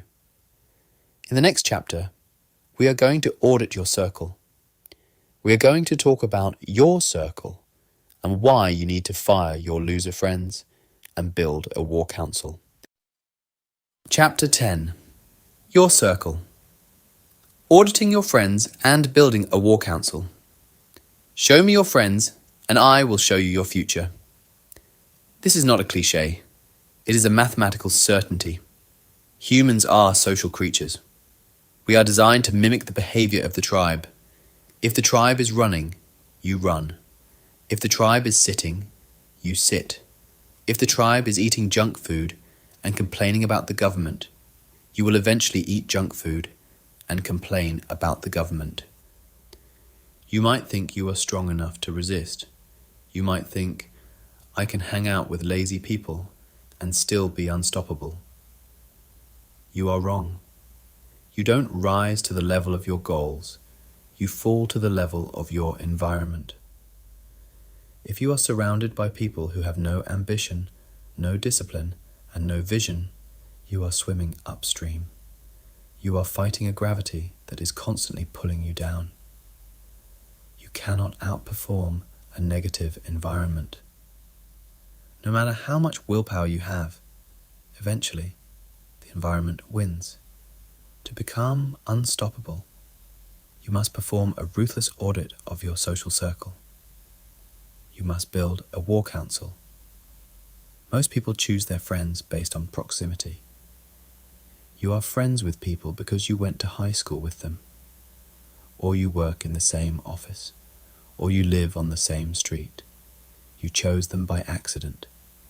The unstoppable person chooses their circle by design. Let's talk about the infection. Mediocrity is contagious. It spreads like a virus. It spreads through conversation. When you tell a mediocre friend about your big idea, what do they say? That sounds risky. Are you sure you can do that? Why don't you just relax? They are not trying to hurt you. They are trying to protect themselves. If you succeed, it proves that their excuses are lies. Your success forces them to look in the mirror and see their own failure. So, subconsciously, they try to keep you small. Negative people drain your energy and limit your potential. If the people around you complain, make excuses, or discourage you, their mindset will rub off on you. You start to accept their standard as normal. You need to understand the concept of anchors and propellers. Everyone in your life is either an anchor or a propeller. An anchor holds you in place. They want you to stay exactly where you are because it makes them comfortable. They talk about the past. They talk about other people. They talk about problems, but never solutions. A propeller pushes you forward. They challenge you. They talk about the future. They talk about ideas. When you leave a conversation with them, you feel energized. You feel like you need to level up. If you're always the most ambitious, hardest working person in your circle, you're in the wrong circle. If you are the smartest person in the room, you are in the wrong room. You need to be in a room where you are the terrifyingly average one, because that forces you to grow, just to keep up. Now, for the hard part, the audit. You need to evaluate every person in your life. Write down the names of the 5 people you spend the most time with. Next to each name, write anchor or propeller. If you look at that list and see 5 anchors, you are in trouble. You are driving with the parking brake on. You have a choice to make, and it is a painful choice. You have to cut the rope. Eliminate toxic relationships that hold you back. This does not mean you have to be cruel. You don't have to call them and say, "You are a loser, goodbye." You simply stop feeding the relationship. You stop saying yes to the invites. You stop initiating the calls. You let the distance grow naturally. They will notice. They will say, "You've changed." Your response should be, "Yes, I have." Do not apologize for growing. Do not apologize for wanting more. Not everyone is meant to stay in your life. Some people are chapters. Some people are lessons. Very few are lifetime partners. Now let's talk about building the war council. You need to replace the anchors with soldiers. You need people who are on the same mission as you. Success is easier when you're surrounded by like-minded individuals who encourage growth. Where do you find them? They are not at the bar. They are not sitting on the couch watching Netflix. They are in the gym at 5:10 a.m. They are at the seminars. They are building businesses. They are in the places where growth happens. You must put yourself in these environments. The right environment attracts the right opportunities. But what if you live in a small town? What if you don't know anyone successful? This is no longer an excuse. We live in the digital age. Find mentors, even if they're virtual. You can be mentored by the greatest minds in history. You can spend 2 hours a day with billionaires, philosophers, and champions. How? Through books, through podcasts, through audiobooks. Your digital environment matters too. If you fill your ears with the voices of unstoppable people, you are building a virtual war council. When you read a biography of a great leader, you are downloading their software into your brain. You are adopting their standards. Who you admire shapes your behavior. If you constantly listen to people who prioritize discipline and resilience, you will adopt those qualities. Here is the structure of a true war council. You need 3 types of people in your life. The mentor, someone who is where you want to be. They show you the path. They tell you what mistakes to avoid. The peer, someone who is at your level, running the same race. You compete with them. You push each other. Peer pressure can also be positive. When you see them working hard, it forces you to work hard. The student, someone you are teaching. Teaching reinforces what you know. It keeps you humble and reminds you of the fundamentals. If you have these 3, you are insulated. You have a defense system against mediocrity. Create an environment where winning is expected. In a war council, success is normal. Making money is normal. Being fit is normal. When success is normal, it becomes your baseline. You don't get a trophy for showing up. You get asked why you didn't do more. This is the power of accountability. Find an accountability partner to keep you on track. When you tell your war council you are going to do something, you have to do it. You cannot face them with an excuse. They will not accept it. They will hold your feet to the fire. Public commitment increases accountability. Here is your assignment for Chapter 10. Step 1. Do the audit. Identify the anchors. Step 2. Choose one relationship to distance yourself from this week. Say no to the next invite. Step 3. Find one new source of influence. It could be a new podcast, a biography, or a local business group. Join groups, communities, or networks that align with your goals. Stop trying to save everyone. You cannot save people who do not want to be saved. You cannot teach a pig to sing.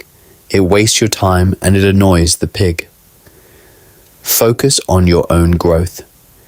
When you become unstoppable, you become a lighthouse. The people who are ready to change will see your light and come to you. The ones who aren't will fall away. Protect your energy. Guard your mind. Your circle is your destiny. Build it like a fortress. In the next chapter, we are going to teach you how to use your voice. Now that you have the right people around you, you need to know how to lead them. We are going to discuss communication mastery and how to speak so that people listen and obey. Chapter 11. Communication mastery. How to speak so. People listen and obey. You can have the best ideas in the world. You can have the discipline of a monk. You can have the bank account of a king. But if you cannot communicate, you are invisible. Communication is the bridge between your mind and the world. If that bridge is weak, your power stays trapped inside you. Look at the leaders you respect. Look at the people who command a room just by walking into it. What do they have? They do not scream. They do not beg. They do not talk fast. They speak with authority. Most people speak with insecurity. They use language that apologizes for their existence. They ask for permission to speak. They fill the air with nervous noise because they are afraid of silence. To become unstoppable, you must master your voice. Your voice is a weapon. You must learn to aim it, load it, and fire it with precision. This chapter is not about public speaking tips. It is not about how to make small talk at a party. This is about command presence. It is about rewiring the way you interact with other human beings so that when you speak, they stop what they are doing and listen. Let's start by diagnosing the infection in your current speech. Weak language. You use words that destroy your status. You use words that signal to the primitive brain of the listener. I am a subordinate. I am unsure. I am safe to ignore. Here are the words you must eliminate from your vocabulary today. 1. Just. I just wanted to check in. I'm just saying, can I just take a minute? This word is a shield. You use it to minimize yourself. It tells the listener, don't hurt me, I'm small. Cut it out. I am checking in.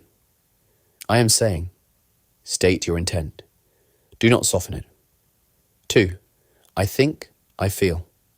When you are stating a fact or a decision, do not preface it with I think. I think this is a good idea. No, this is a good idea. I feel like we should go this direction. No, we are going this direction. Unless you are specifically asked for your opinion, state your thoughts as facts. This signals certainty. Humans flock to certainty. 3. Sorry. Stop apologizing for taking up space. If you bump into someone, say sorry. If you make a mistake, say sorry. But do not say sorry for speaking. Do not say sorry for asking a question. Do not say sorry for existing. Replace I'm sorry for being late with thank you for waiting. Shift the dynamic from submission to gratitude. It changes the entire energy of the interaction. Now, let's talk about the economy of words. Inflation affects language just like it affects money. If you print too much money, the value of the dollar goes down. If you speak too many words, the value of your voice goes down. Nervous people talk too much. They are terrified of silence. They ramble. They over-explain. They bury their point under an avalanche of noise. The unstoppable person is comfortable with silence. Silence is not empty. Silence is heavy. Silence creates pressure. When you ask a question, shut your mouth. Look them in the eye. Wait. The silence will make them uncomfortable. They will rush to fill it. They will reveal more than they intended. They will give you the truth. The person who is most comfortable with silence controls the conversation. Learn to use the pause.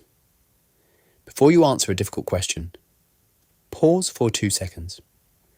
1, 2, then speak. This signals that you are thinking. It signals that you are not reactive. It signals that your words have weight. A fast answer looks like a reflex. A slow answer looks like a decision. Next, we must discuss tonality. There is a melody to authority. When you ask a question, your voice goes up at the end, upward inflection.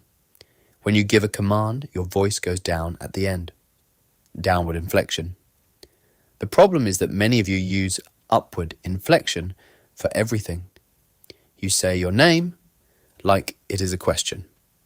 Hi, I'm John. You say your price like it is a question. It costs $500. You are begging for validation. You are asking the listener to confirm that you are right. Stop it. Practice the downward inflection. I am John. It costs $500. Period. End of sentence. The tone drops. This signals to the listener's brain, this is a fact. Do not argue. Now, let's move to the most underrated skill in communication. Tactical empathy. Most people think listening means waiting for your turn to speak. You aren't listening. You are reloading. You are thinking about your rebuttal. You are thinking about how smart you're going to sound. This makes you blind. To lead people, you must understand them. To understand them, you must listen to them with the intensity of a predator watching its prey. You are gathering intel. You are looking for their fears. You are looking for their desires. You are looking for the leverage points. When you make people feel heard, you disarm them. Tactical empathy is not about being nice.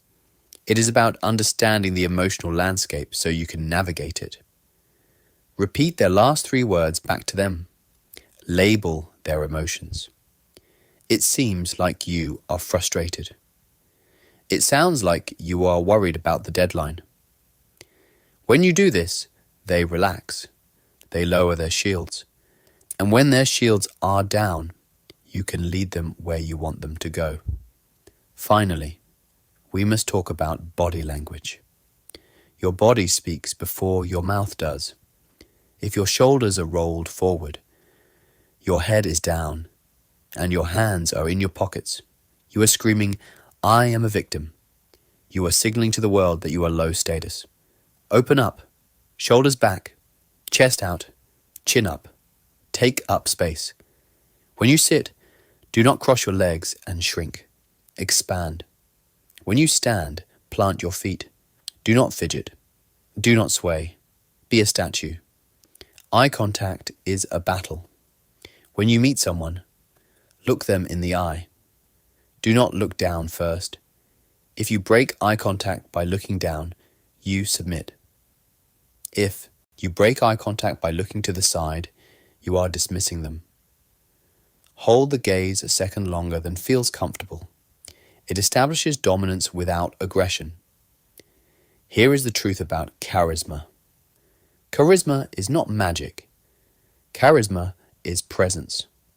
It is the ability to be 100% focused on the person in front of you. Put your phone away. Stop looking around the room for someone more important. Give them your full attention. When you give someone your full attention, you make them feel important.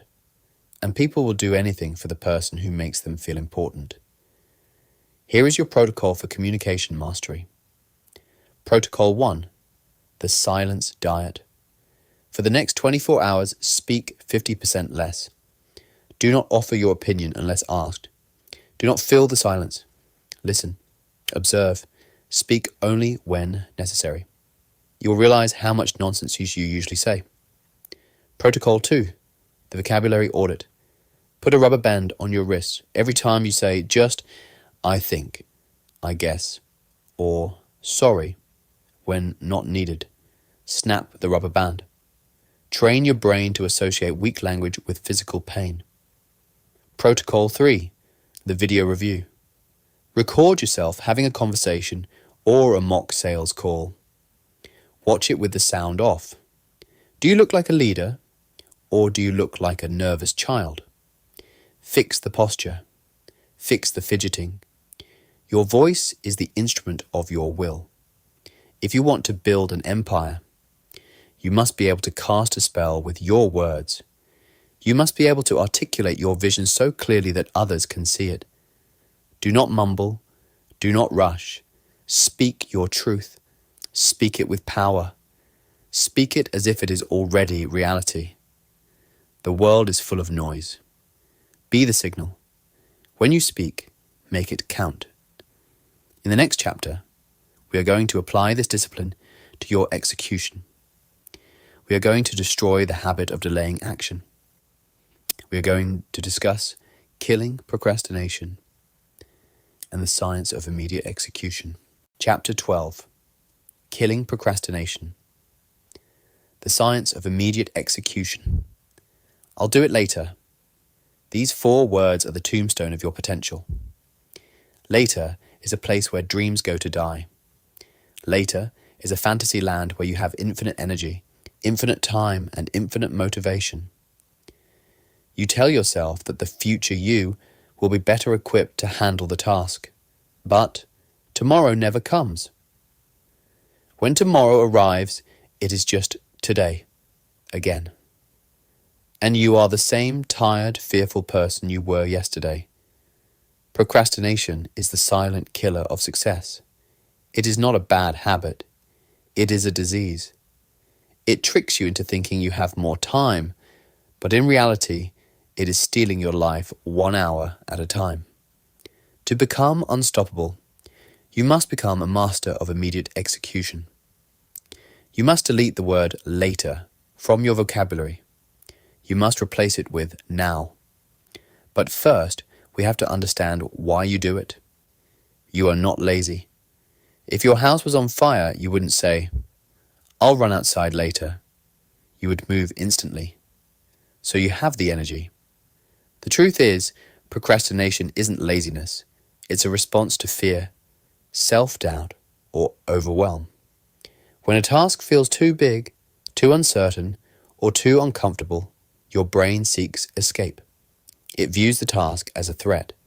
It wants to protect you from the pain of effort or the possibility of failure. So, it distracts you with social media, TV, or anything else that gives instant gratification. These distractions relieve the anxiety for a moment, but they only delay your success. The problem is resistance. We talked about this. Resistance is strongest at the beginning. The hardest part of going for a run is putting on your shoes. The hardest part of writing a book is writing the first sentence. Once you start, the resistance weakens. Action creates motivation, not the other way around. So, the strategy for killing procrastination is not to try harder. It is to lower the barrier to entry. You must make starting so easy that your brain cannot say no. Here is the protocol for immediate execution. Step 1. The micro-step method. When you look at a big goal, like build a business, your brain shuts down. It is too big. It is scary. To stop procrastinating, you must reduce resistance. You do this by breaking the task into small, manageable steps. Don't tell yourself you have to work for 3 hours. Tell yourself, I will work on this for 5 minutes.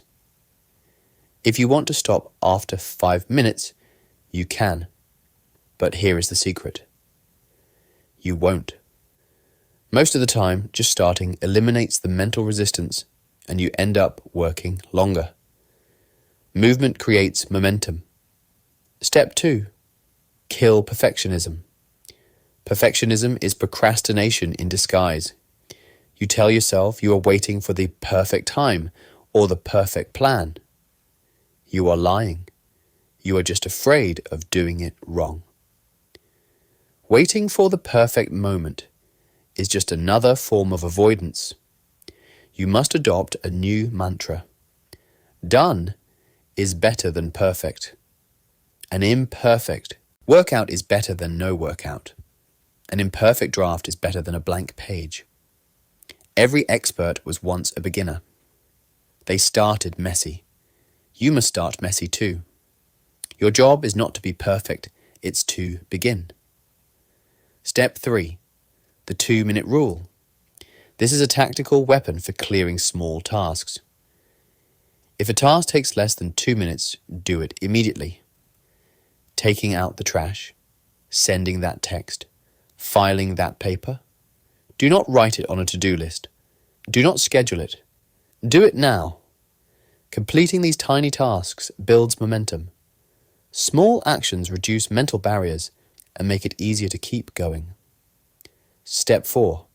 Artificial urgency. Parkinson's law states that work expands to fill the time available.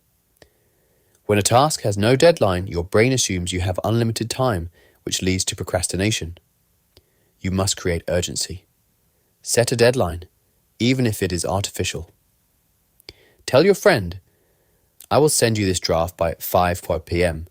or I owe you $100. Public commitment increases accountability. When the consequences are real, you will stop scrolling and start working. Step 5. Visualize the pain. Usually people visualize success to get motivated. But to kill procrastination, you need to visualize the consequences of inaction. Ask yourself, if I continue procrastinating, where will I be in a year? How will you feel? Will you be broke? Will you be alone? Will you be full of regret? Use this visualization to push yourself forward. Fear is a powerful fuel. Use it.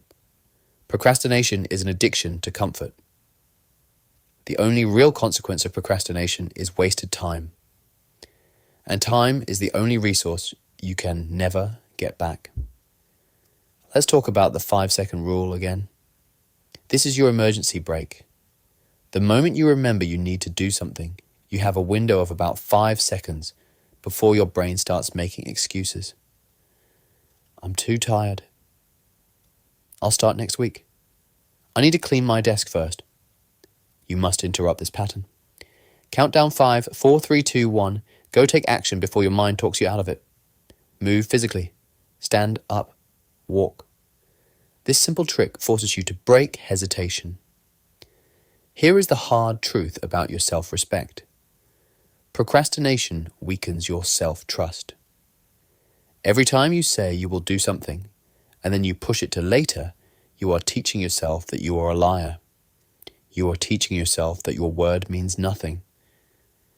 But when you start taking action, you rebuild trust in yourself. You prove to yourself that you are disciplined and capable. Confidence comes from execution. Stop thinking. Start doing. Clarity comes from action, not thinking.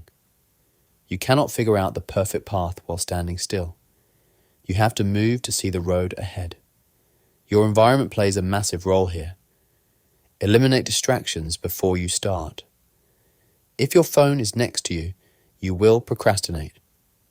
The fewer temptations you have, the easier it is to stay focused. Clean your desk. Close the tabs. Create a distraction-free environment. Here is your assignment for Chapter 12.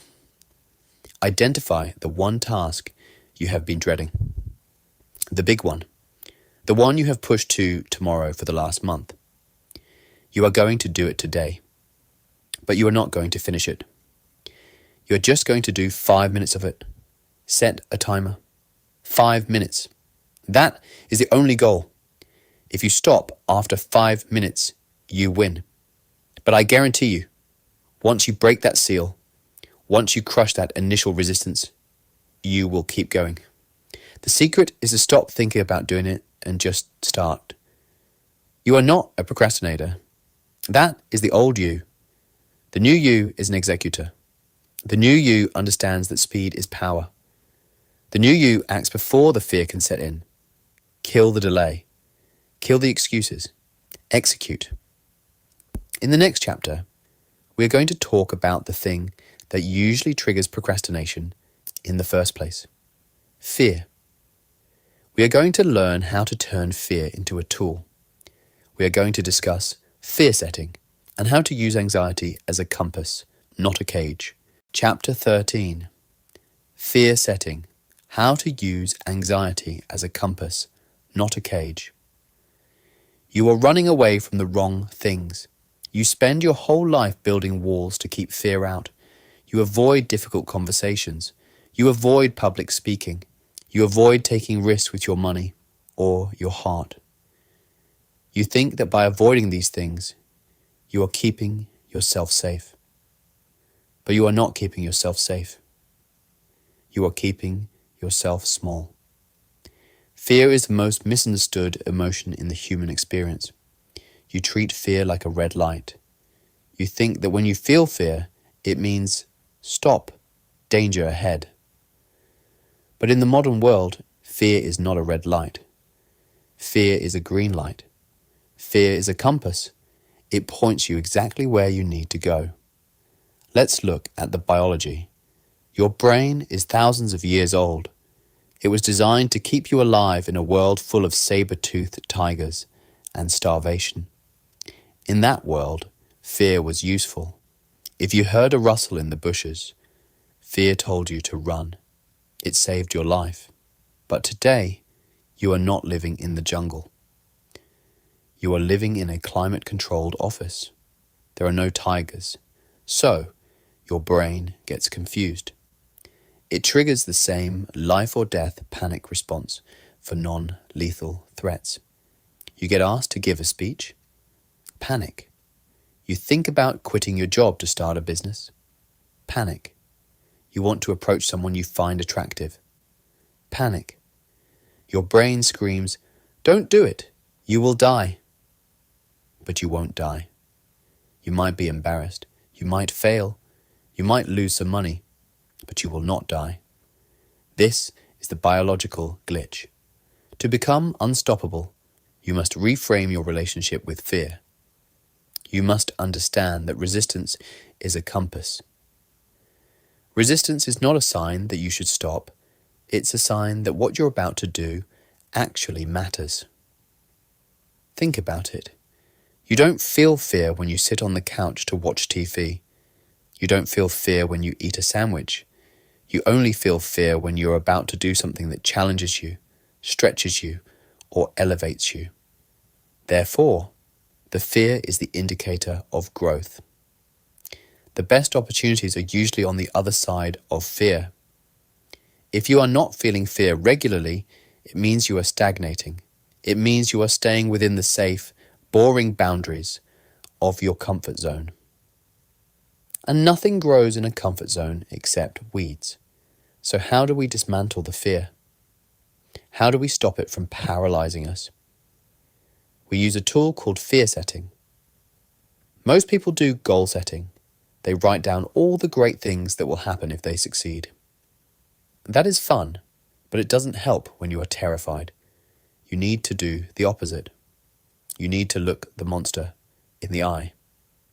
Here is the fear setting protocol. Step 1. Define the nightmare. Take a piece of paper. At the top, write down the thing you are afraid to do. Now, write down the absolute worst case scenario. If you start the business and it fails, what happens? You lose your savings. You have to move back in with your parents. People laugh at you. If you ask for the raise and they say no, what happens? It's awkward for a week. Step 2. Repair the damage. Now, ask yourself, if that worst case scenario happens, could I survive it? Could I fix it? If you lose your money, could you get a job and earn it back? Yes. If you get rejected, will you still have your friends and family? Yes. Step 3. The cost of inaction. This is the most important step. We are great at visualizing what could go wrong if we act. We are terrible at visualizing what will go wrong if we don't act. Visualize the consequences of inaction. If you continue procrastinating, where will you be in a year? If you stay in that job you hate for another 10 years, what will that do to your soul? If you never talk to that person, what will that do to your regret? If you never take the risk, how will you feel on your deathbed? Usually, the cost of doing nothing is far higher than the cost of failing. Failing costs you temporary pain. Doing nothing costs you permanent regret.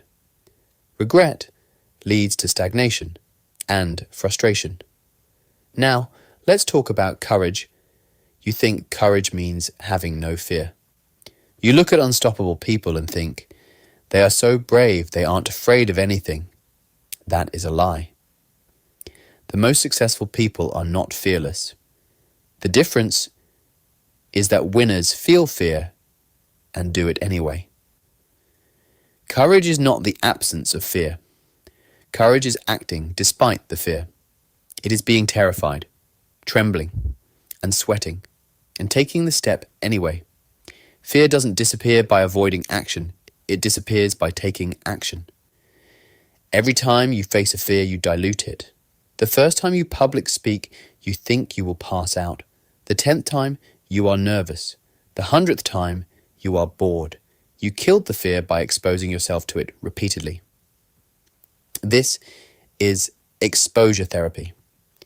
So here is your new operating system for anxiety. When you feel that tightness in your chest, when your palms get sweaty, do not retreat. Say to yourself, this is the compass. This feeling is telling me I'm going in the right direction. This feeling is telling me there is treasure here. If a decision scares you and excites you at the same time, that is a hell yes. If a decision makes you feel safe and bored, that is a no. You must become a hunter of fear. You should wake up in the morning and ask, what am I afraid of today? And then go do that thing. Because challenges are not obstacles, they are opportunities for growth. Every time you run toward the roar of the lion, you realize the lion was just a shadow. Here is your assignment for Chapter 13. Identify one fear that has been holding you back. Just one. Maybe it is making a phone call. Maybe it is posting a video. Maybe it is going to the gym for the first time. Do the fear setting exercise. Write down the worst that can happen. Realize you can survive it. Then, take one small action toward it. Face your fears, and they will lose their power over you. Stop building walls. Start building bridges. Use your anxiety as fuel. Let it sharpen your focus. The things you are running from are the very things that will set you free. Follow the compass. Walk into the fire. You will come out the other side as gold. In the next chapter, we are going to talk about the thief of joy. We are going to discuss the one mental trap that destroys your momentum faster than anything else. We are going to talk about the comparison trap and why looking at others is a guarantee of misery. Chapter 14, the comparison trap. Why looking at others destroys your momentum. You are poisoning yourself. Every day you open your phone. You see a 19-year-old driving a Lamborghini. You see a fitness model with a perfect body who claims they eat pizza every day. You see your friend from high school getting promoted, getting married, and seemingly living a perfect life. And then you look at yourself. You look at your bank account. It looks small. You look at your body. It looks average. You look at your progress. It feels slow. In that moment, something breaks inside you. You feel a heavy weight in your stomach. You feel inadequate. You feel like you are falling behind. You have just stepped into the comparison trap. Comparison is not just the thief of joy. Comparison is the thief of energy, focus, and destiny. Many people stress over not being successful enough compared to others, but comparison is a trap. When you look at someone else's success and feel bad about your own, you are committing a crime against your potential. You are taking your eyes off your own road to stare at someone else's lane. And what happens when you look sideways while driving 100 miles per hour? You crash. To become unstoppable, you must put on blinders. You must understand that what you see online and what you see in public is a lie. You are comparing your behind-the-scenes footage with their highlight reel. You know your own struggles. You know your doubts. You know how many times you failed today. But you don't know theirs. It's easy to look at people who seem to be succeeding effortlessly, but you don't know their struggles. You see the trophy. You don't see the sweat. You see the exit. You don't see the maze they had to crawl through to get there. The unstoppable person understands the iceberg theory. Success is an iceberg. 10% is visible above the water, the money, the cars, the awards. 90% is hidden underwater, the late nights, the rejection, the discipline, the boredom, the pain. When you envy someone, you are only looking at the 10%. If you want their life, you have to be willing to take the whole iceberg. You have to take their trauma, their sacrifices, and their demons. Usually, if you saw the whole picture, you would stay right where you are. Let's talk about the concept of falling behind. This is the biggest illusion of your life. You think there is a schedule. You think you were supposed to be a millionaire by 30. You think you were supposed to have it all figured out by now. Who set that schedule? Society, your parents, Instagram. There is no schedule. Your journey is unique. Colonel Sanders didn't franchise KFC until he was 62. Mark Zuckerberg became a billionaire at 23. Who won? They both won. They just play different games on different timelines. Focus on your own path and trust your own timing. When you rush because you are panicking about someone else's speed, you make mistakes. You cut corners. You build on a weak foundation. Success takes time. The results will come if you keep showing up. If you try to sprint a marathon because the person next to you is sprinting, you will burn out at mile 3. Run your own race. The comparison trap also destroys your gratitude. Gratitude is the ultimate mindset shift. Complaining focuses on what's missing, but gratitude focuses on what's possible. When you are obsessed with what your neighbor has, you become blind to what you have. You ignore your own assets. You ignore your own growth. You might have made 10% progress this year. That is a victory. But because you saw someone make 100% progress, you treat your victory like a failure. Tracking progress helps you stay in control. Instead of wondering if you're making progress, you know for sure. If you track your own numbers, you don't need to look at theirs. The only competition that matters is the one with yourself. Here is the mindset shift you need. Inspiration versus intimidation. When you see someone winning, you have 2 choices. Choice A, intimidation. They are better than me. I suck. It's not fair. Choice B, inspiration. They did it. That means it's possible. If they can do it, I can do it. Surround yourself with disciplined people. Learn from those who have already done it.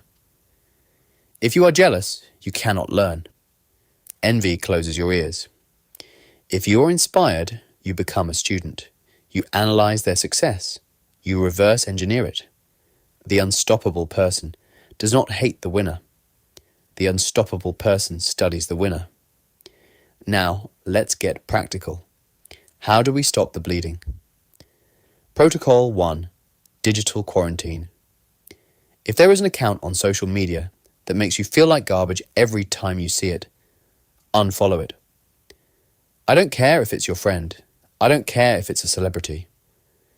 Protect your energy. Filter what you allow into your mind. If you are on a diet, you don't keep donuts on the kitchen counter. If you are on a mental diet, don't keep triggers on your feed. Protocol 2. Compete with yesterday. This is the only metric that counts. Are you smarter than you were yesterday? Are you stronger than you were yesterday? Are you richer than you were yesterday? Success is built on small wins. Small improvements over time lead to massive results. If the answer is yes, you are winning, even if you are winning slowly. Consistency beats intensity. Consistency over time is the ultimate success formula. Protocol 3. Aggressive gratitude. Every time you catch yourself comparing, interrupt the pattern. Say to yourself, good for them. Now back to work. Redirect that energy back into your lane. Focus on what you can control. Your energy goes where your focus flows. You cannot control their results. You can only control your effort. The world loves to show you the anomaly. The news loves the lottery winner. The algorithm loves the overnight success. But the reality of success is boring. Success isn't about a single breakthrough. It's about the tiny choices you make every day. Do not let the shiny objects distract you from the grind. Do not let someone else's harvest ruin your planting season. You are building a cathedral. They might be building a shack. A shack takes a day to build.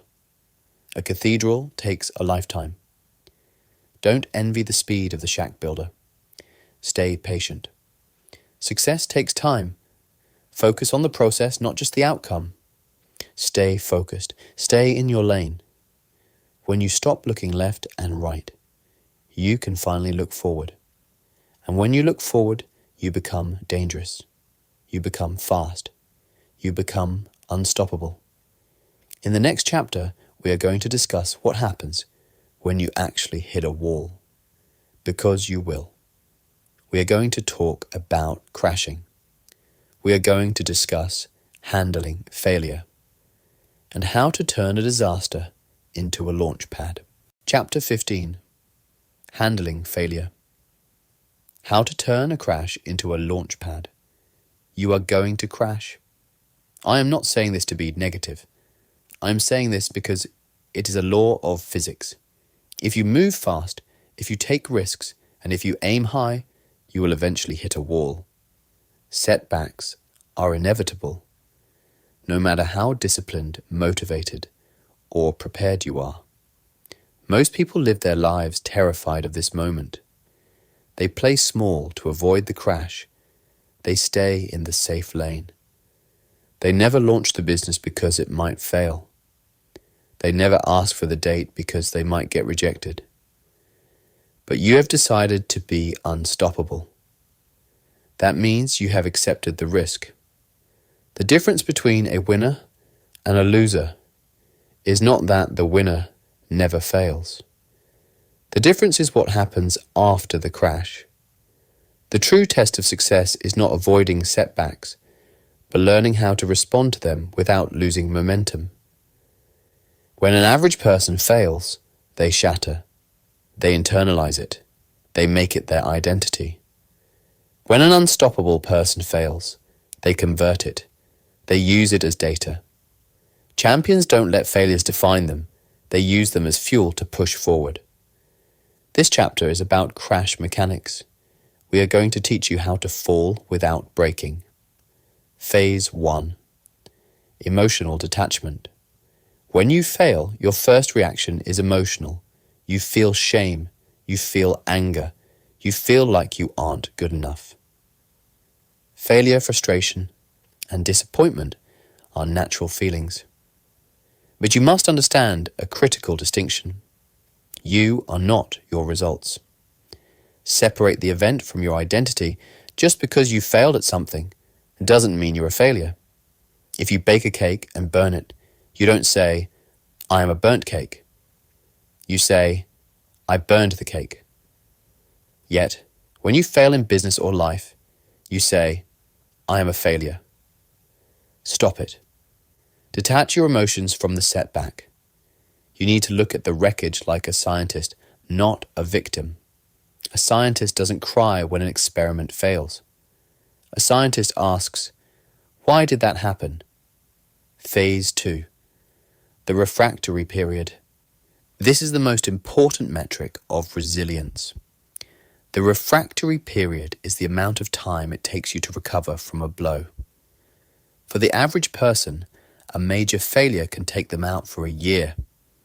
They spend months feeling sorry for themselves, blaming the economy, or wallowing in regret. For the unstoppable person, the recovery time is minutes. Forgive yourself faster. Guilt doesn't help, it only keeps you stuck. Wasting time feeling bad about a mistake is a double penalty. First, you lost the result. Now, you are losing time. The faster you forgive yourself, the faster you get back on track. You made a mistake?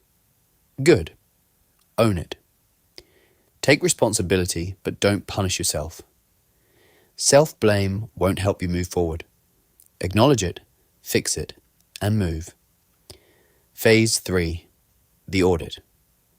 Once you have detached your emotions, you must extract the value. Failure is expensive tuition. You paid for it with your time, money, and ego. If you don't learn the lesson, you wasted the tuition. Reframe the setback as a lesson. Ask yourself 3 questions. What went wrong? What was within my control? How can I ensure this never happens again? Every challenge holds a valuable lesson. Maybe you moved too fast. Maybe you didn't prepare enough. Maybe you trusted the wrong person. Control what you can, release what you can't. If it was bad luck, release it. If it was bad strategy, fix it. If you made a mistake, take responsibility and learn from it. Phase 4. Killing the all or nothing mindset. This is the trap that destroys most people after a failure. You are on a diet. You eat one cookie. You think, well, I ruined the diet. I might as well eat the whole box. You miss one workout. You think, I messed up my streak. I'll just start again next month. Avoid the all or nothing mindset. One mistake doesn't erase all your hard work. Life is not a clean slate. Progress is never a straight line. It's a series of ups and downs. If you get a flat tire, you don't get out of the car and slash the other 3 tires. You fix the flat and keep driving. Never let one bad day turn into 2. A small detour doesn't mean the journey is over. The moment you slip, catch yourself. Get back on track immediately. Consistency beats perfection every time. Phase 5. Immediate action. The longer you sit in the wreckage, the harder it is to leave. Fear builds in the silence. Doubt builds in the stillness. The best time to get back on track is now. Create a plan for getting back on track. Do not try to fix everything at once. That leads to overwhelm. Start with the easiest, most manageable action. One step at a time is all it takes to rebuild momentum. If you lost a client, make 1 phone call. If you broke your diet, drink 1 glass of water. If you skip the gym, do 10 push-ups. Even a tiny action can shift your momentum back toward progress. The launchpad mentality. Here's the final shift. You need to view failure not as a hole you fell into, but as a slingshot. When you pull a slingshot back, it feels like you are going backward. The tension builds. The pressure increases. But that backward motion is necessary to generate the force for the launch. Every failure is a lesson that brings you closer to your goal. The only true failure is quitting. Look at the greatest success stories in history. Steve Jobs was fired from Apple. Oprah was fired from her news anchor job.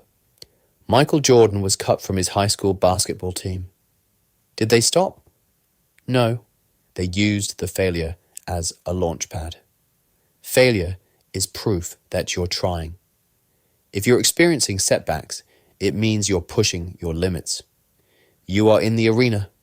You are going to get hit. You are going to bleed.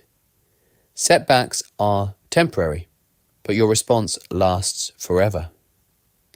So, wipe the dust off your face. Stop feeling sorry for yourself. Winners don't make excuses. They find solutions. You have survived 100% of your bad days so far. You will survive this one too. You are bigger than any obstacle you face. Your ability to bounce back is what makes you unstoppable. Get up, refocus, and attack. In the next chapter, we are going to discuss the timing of success. We are going to teach you how to balance the need for immediate action with the reality of long-term results. We are going to talk about patience versus speed and knowing when to rush and when to wait. Chapter 16. Patience versus speed. Knowing when to rush and when to wait. You are confused about time. You live in a world of instant gratification. You push a button and food arrives at your door. You click a screen and a movie starts playing. You post a photo and the likes roll in immediately. You have been trained to believe that if you want something, you should get it now. So, when you start a business, you expect profit in week 1. When you start a diet, you expect abs in month 1. When you start a YouTube channel, you expect viral fame in video 1. And when it doesn't happen, you quit. Many people quit too soon because they don't see instant results. You think something is wrong. You think the strategy is broken. You think you are so broken. But nothing is broken. You are just impatient. To become unstoppable, you must master the most difficult paradox of success, the balance of patience and speed. Most people get this wrong. They are patient when they should be fast, and they are fast when they should be patient. They are patient with their actions. They wait to start. They wait for the perfect plan. They wait for permission. They move slowly, procrastinating on the daily work, and then they are impatient with their results. They want the $1 million tomorrow. They want the outcome immediately. This is the formula for failure. The unstoppable formula is the exact opposite. Micro speed, macro patience. You must be aggressive and fast with your daily actions, but you must be incredibly patient with the long-term results. Part 1. Micro speed, the daily sprint. Let's talk about speed first. The best time to get back on track is now. Starting is the hardest part. Once you begin, momentum takes over. In the micro moment, the daily grind, you cannot afford to be slow. Speed is a weapon. If you have an idea, execute it immediately. If you need to make a call, dial the number now. If you need to send an email, write it before you overthink it. Don't wait for the perfect moment. Don't wait for motivation. Start now.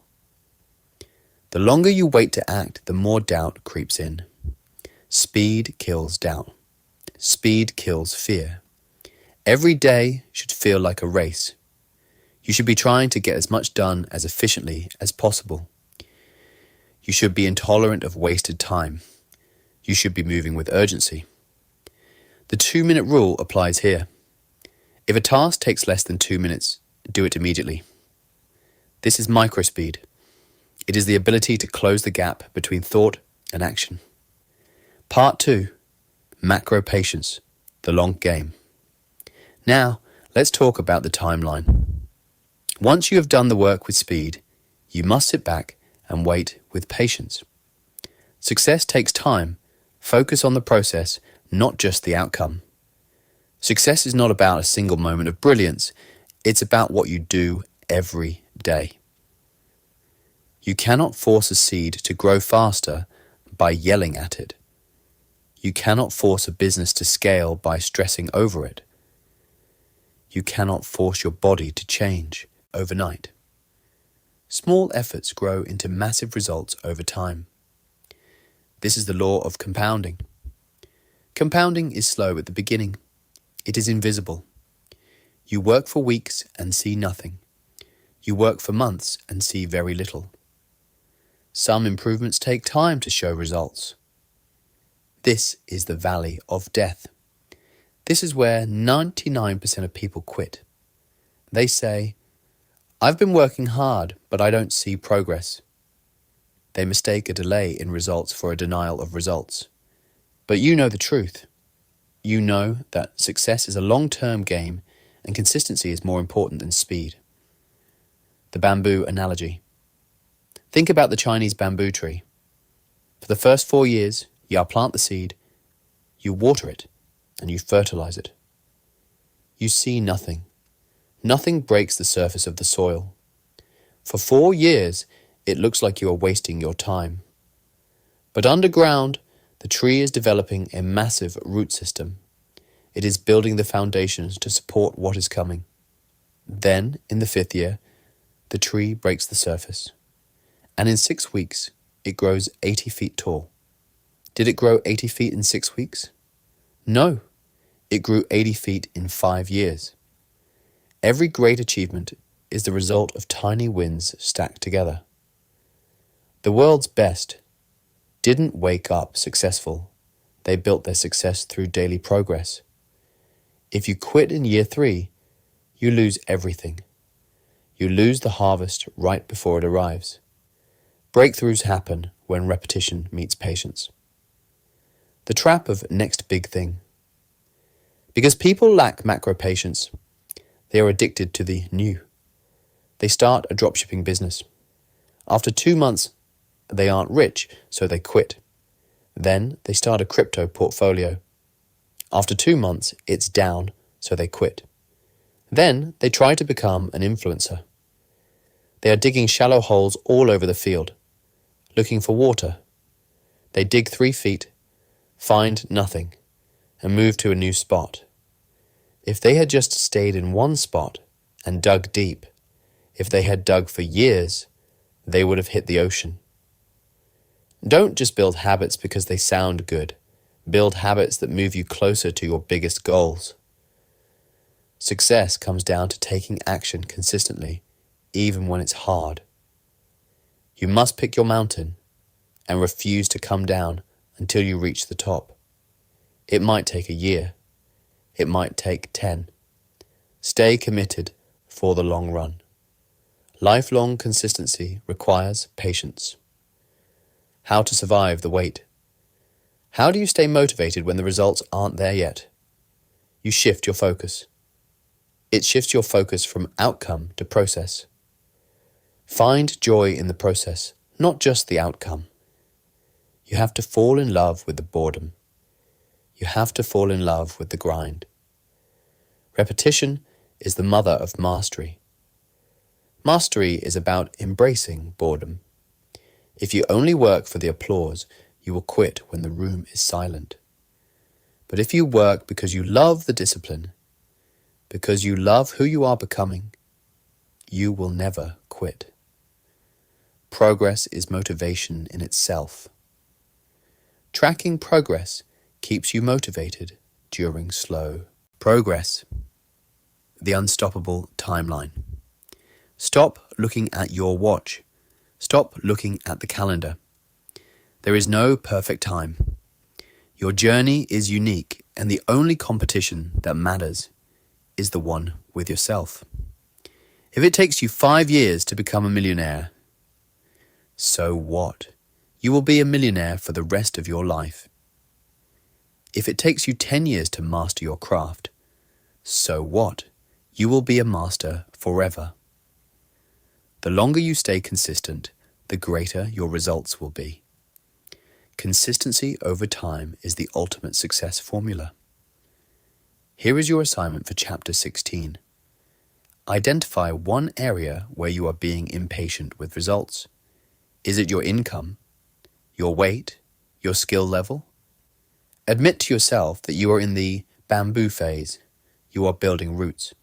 Then, identify one area where you are being too patient with actions. Where are you moving too slow? Where are you delaying? Apply microspeed. Do the task today. Do it now. Start now, no matter how small. Don't wait for the perfect moment. Rush the work. Wait for the wealth. Rush the reps. Wait for the strength. Rush the learning. Wait for the wisdom. Stay patient and trust that every small action is adding up. In the next chapter, we are going to discuss the environment you need for this long game. We are going to talk about why you need to separate yourself from the herd. We are going to discuss the art of solitude and why you need to be alone to grow. Chapter 17. The art of solitude. Why you need to be alone to grow. You are afraid of silence. When you get in your car, you turn on the radio. When you walk into your house, you turn on the TV. When you are waiting in line, you put in your headphones. You are constantly filling the void with noise. You are terrified of being alone with your own thoughts. Why? Because in the silence, the truth speaks. In the noise, you can hide. You can pretend that you are happy. You can pretend that you are working hard. You can pretend that your life is on track. But when the noise stops, the charade ends.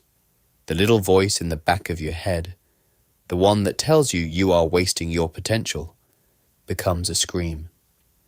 To become unstoppable, you must stop running from the silence.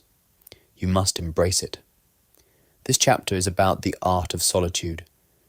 Most people confuse solitude with loneliness. Loneliness is a weakness. It is a feeling of lack. It is I am sad because no one is here. Solitude is a strength. It is a choice. It is, I am here because I have work to do. The art of being alone. Why solitude is the ultimate superpower. Look at the history of greatness. Every major breakthrough, every great book, every massive business empire was birthed in solitude. Bill Gates takes Think Weeks, where he goes to a cabin alone to read and think. Monks retreat to the mountains to find enlightenment. Athletes train in the dark, early morning hours when everyone else is sleeping. Success is built in the invisible moments no one sees. Work in silence and let success make the noise. You cannot hear your own intuition if you are constantly listening to the world's opinion. Your mind will always try to convince you to take the easy path. The world wants you to be average. The world wants you to consume, not create. To break free from the matrix of mediocrity, you must unplug. The strategy of ghost mode. Ghost mode. Disappear for 6 months and shock the world. This is a tactical period of isolation. It is not about being antisocial forever. It is about removing distractions to create a quantum leap in your results. If you want to change your life, start by changing what surrounds you. When you go ghost, you cut off the noise. You stop going to the bar every Friday. You stop answering every text within 5 seconds. You stop worrying about what people are posting on Instagram. You disappear into your purpose. You don't need permission to go after what you want. You don't need your friends to understand. In fact, they won't understand. They will think you are crazy. They will think you are depressed. Let them think what they want. The people around you influence your actions more than you realize. By removing yourself from them temporarily, you remove their influence. You reclaim your own mind. Why you need to be bored. We talked about dopamine addiction. Solitude is the cure. When you are alone and you remove the phone, you will eventually get bored. Embrace boredom. The secret to long-term success is being able to repeat the same things over and over without losing interest. When you are bored, your brain starts to create. It starts to solve problems. Deep thoughts require deep time. You cannot solve $1 million problem in a 5-minute window between TikTok videos. You need hours of uninterrupted silence to let your mind wander, connect dots, and build strategy. Clarity comes from action, not thinking. But strategy comes from solitude. Facing your demons. Here is the scary part. When you are alone, your demons come out to play. Your insecurities, your fears, your regrets. Your mind will always try to stop you, but you don't have to listen. Most people numb these feelings with alcohol, food, or scrolling. The unstoppable person faces them. Sit with the feeling. Ask it what it wants. Why do you feel anxious? Because you aren't working hard enough? Good. Now you know. Why do you feel jealous? Because you aren't living up to your potential? Good. Now you know. Solitude forces you to be honest with yourself. Self-awareness is the first step to making real changes. You cannot fix a problem you refuse to look at. Protocol for solitude. You don't need to move to a cave. You can practice solitude right now. 1. The solo walk. Leave your phone at home. Go for a 30-minute walk. Just you and the pavement. Observe the world. Observe your thoughts. Motion creates energy. Let your body move and your mind clear. 2. The empty room. Find a room in your house. Turn off the electronics. Sit in a chair for 15 minutes and do nothing. Do not meditate. Do not sleep. Just sit. Watch how uncomfortable you get. That discomfort is your addiction leaving the body. 3. The social detox. Pick one day a week where you do not speak to anyone unless necessary. Silence is power, the psychology of saying less and doing more.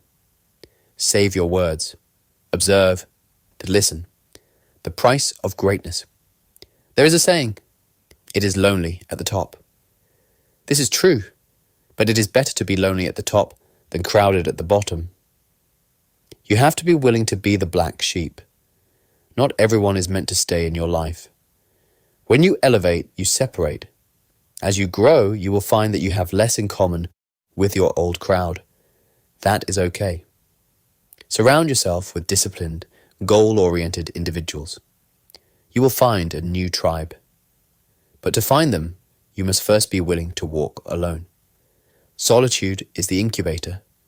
It is where you build the strength, the plan, and the mindset to win. If you can be happy alone, you are invincible, because it means you do not need anyone else to validate you. You are not a victim of your circumstances. You are the creator of your future. Stop running from yourself. Turn off the noise. Sit in the silence and meet the person you are destined to become. In the next chapter, we are going to talk about toughness. We are going to discuss how to train your mind to handle the pain of this journey. We are going to discuss mental resilience and training your mind to enjoy the struggle. Chapter 18, Mental Resilience, Training Your Mind to Enjoy the Pain. You want an easy life. You want a life without struggle. You want a life without stress. You want a life where everything goes your way. I have bad news for you. That life does not exist. And even if it did, you shouldn't want it. Because a life without struggle is a life without growth. Growth and comfort cannot exist together. If you are always comfortable, you are shrinking. If you are always safe, you are weak. The only way to become unstoppable is to build mental resilience. Resilience is not just about getting through a hard time. It is not about gritting your teeth and waiting for the storm to pass. True resilience is learning to dance in the rain. It is learning to look at the pain and say, is that all you got? Winners embrace the struggle. They don't just tolerate it, they seek it out. Most people treat pain like a mistake. When something gets hard, they think, I must be doing something wrong. The unstoppable person knows that discomfort is not a reason to stop, it's a reason to keep going. Discomfort is the indicator that you have crossed the line from average to elite. Let's talk about callousing the mind. Your mind is like your hands. If you never work with your hands, they stay soft. The moment you grab a rough bar or a shovel, you get a blister. It hurts. You bleed. But if you keep grabbing that bar every single day, the skin hardens. You develop a callus. Now you can grab the rough bar and you don't feel a thing. You need to do the same thing to your brain. Mental toughness is built through consistent action. Every time you do something you don't want to do, you add a layer of armor to your mind. Every time you wake up early when you are tired, you callous your mind. Every time you finish the set, when your muscles are burning, you callous your mind. Every time you have the difficult conversation you are afraid of, you callous your mind. Resilience isn't something you're born with, it's developed every time you overcome a challenge. You are building a mind that cannot be hurt by the trivial problems of average people. When an average person gets stuck in traffic, they have a meltdown. When you get stuck in traffic, you don't even blink. You have endured far worse things than traffic. The concept of voluntary hardship. Why do monks fast? Why do soldiers march with heavy packs? Why do billionaires take ice baths? They are practicing voluntary hardship. They are choosing to suffer on purpose, so that when life forces them to suffer, they are ready. You are training yourself to be unstoppable. If you live a life of luxury and convenience, temperature-controlled rooms, soft chairs, easy food, you become fragile. When a real crisis hits, a death, a bankruptcy, a divorce, you break. But if you intentionally make your life hard, real life feels easy by comparison. Discomfort means you're leveling up. You need to introduce micro-adversity into your day. Take a cold shower. Fast for 16 hours. Leave your phone at home and navigate without GPS. Do the workout without music. Train your brain to function without comfort. Train your brain to execute without dopamine. The more you push through discomfort, the easier it becomes.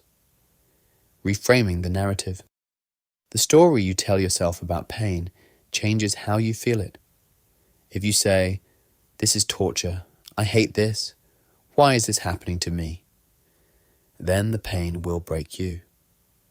If you say, "This is training, this is making me stronger, I need this," then the pain will fuel you. Change your self-talk. Instead of saying, "This is too hard," tell yourself, "I'm strong enough to handle this." You must shift from a victim mindset to a warrior mindset. The victim asks, "Why me?" The warrior asks, "Try me." Challenges are not obstacles. They are opportunities for growth. When you view pain as the price of entry for greatness, you stop resenting it. You start paying it gladly. The dopamine of suffering. Here is the secret that only the elite know. You can actually get addicted to the hard work.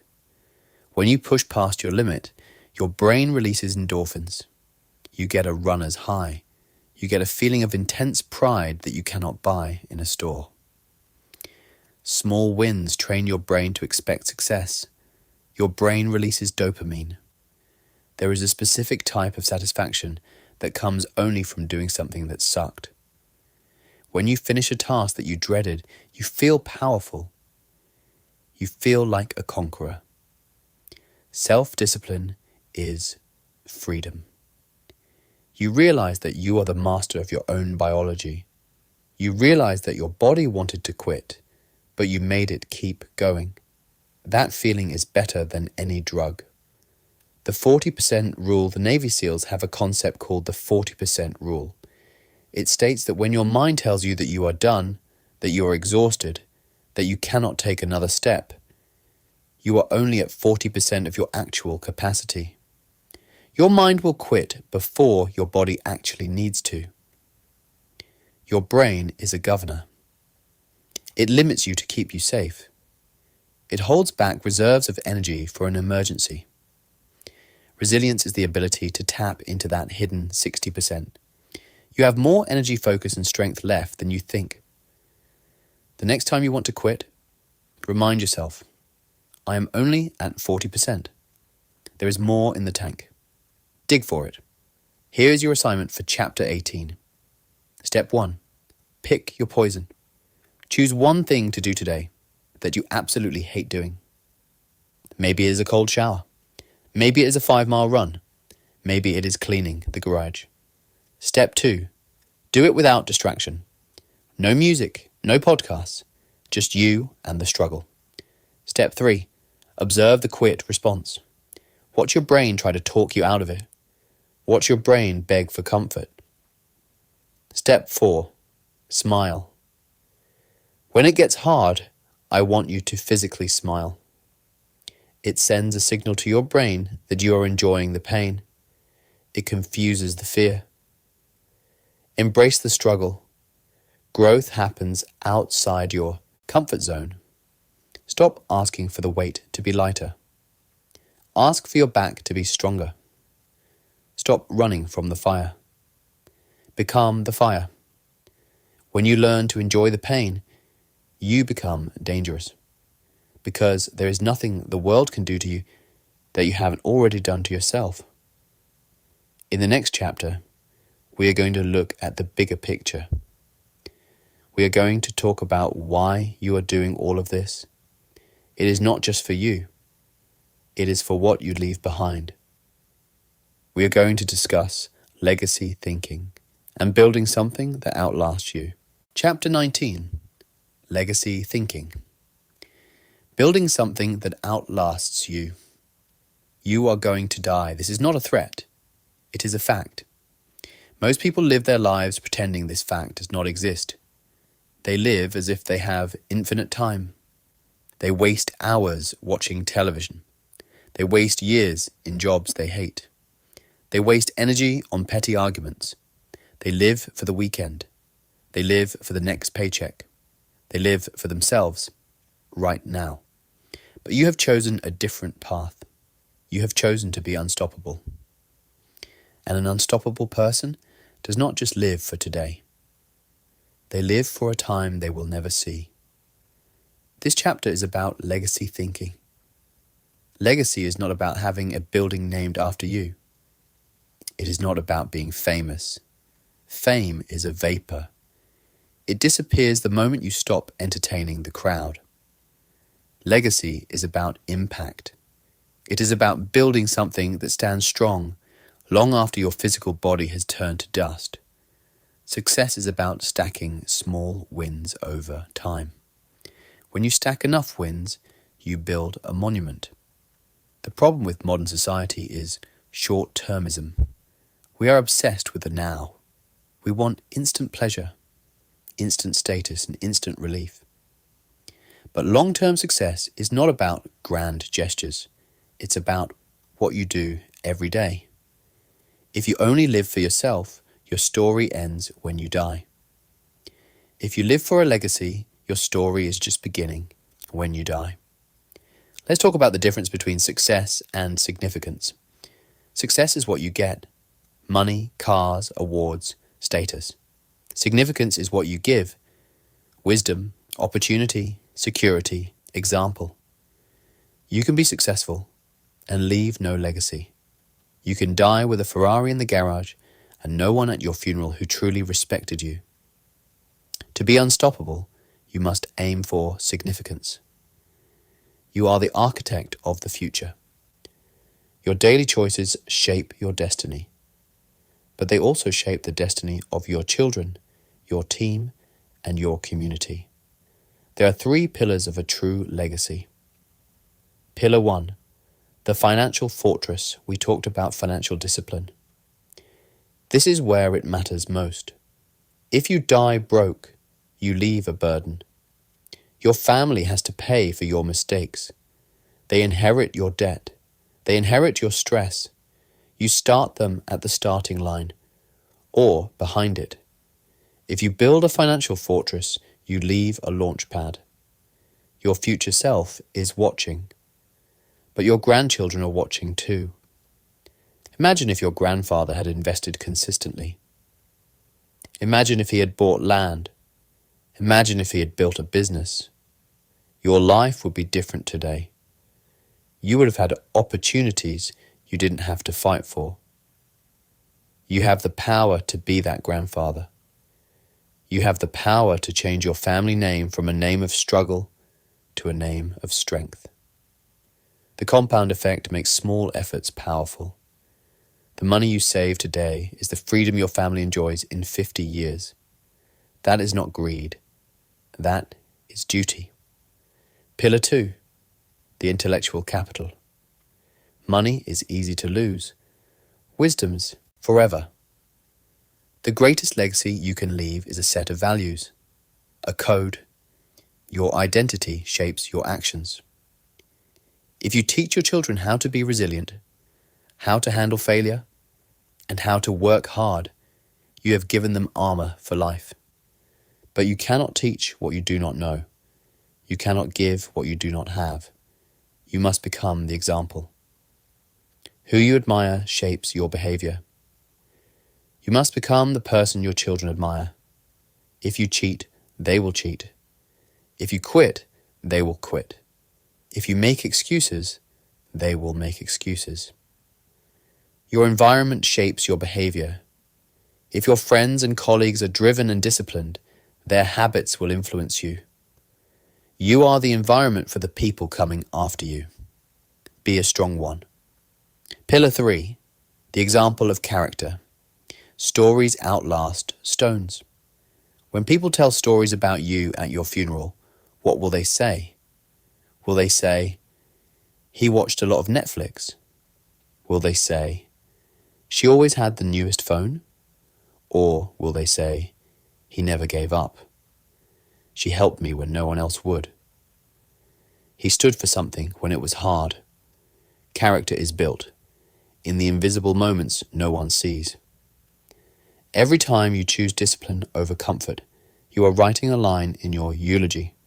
Every time you keep a promise, you are cementing your legend. The 100-year visualization.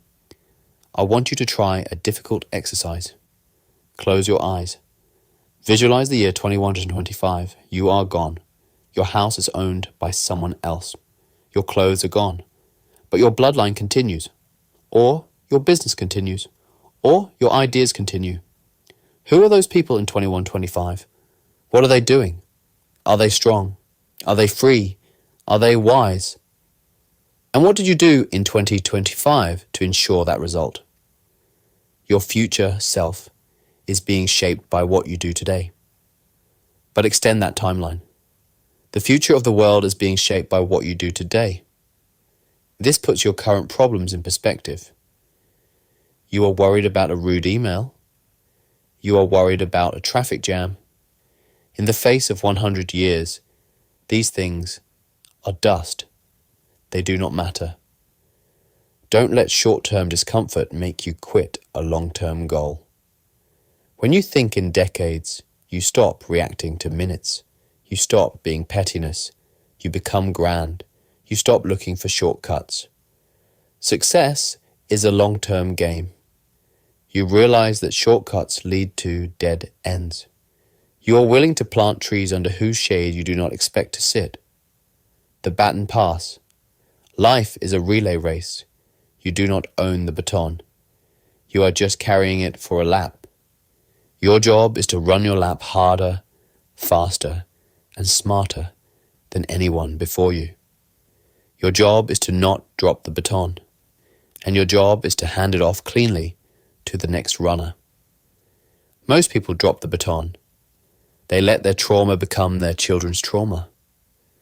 They let their bad habits become their family's bad habits. Break the cycle. You have the power to say, "The weakness ends with me. The poverty ends with me. The abuse ends with me." This is the burden of the unstoppable. It is heavy. Heavy is the crown, but you have trained for this. You have the discipline.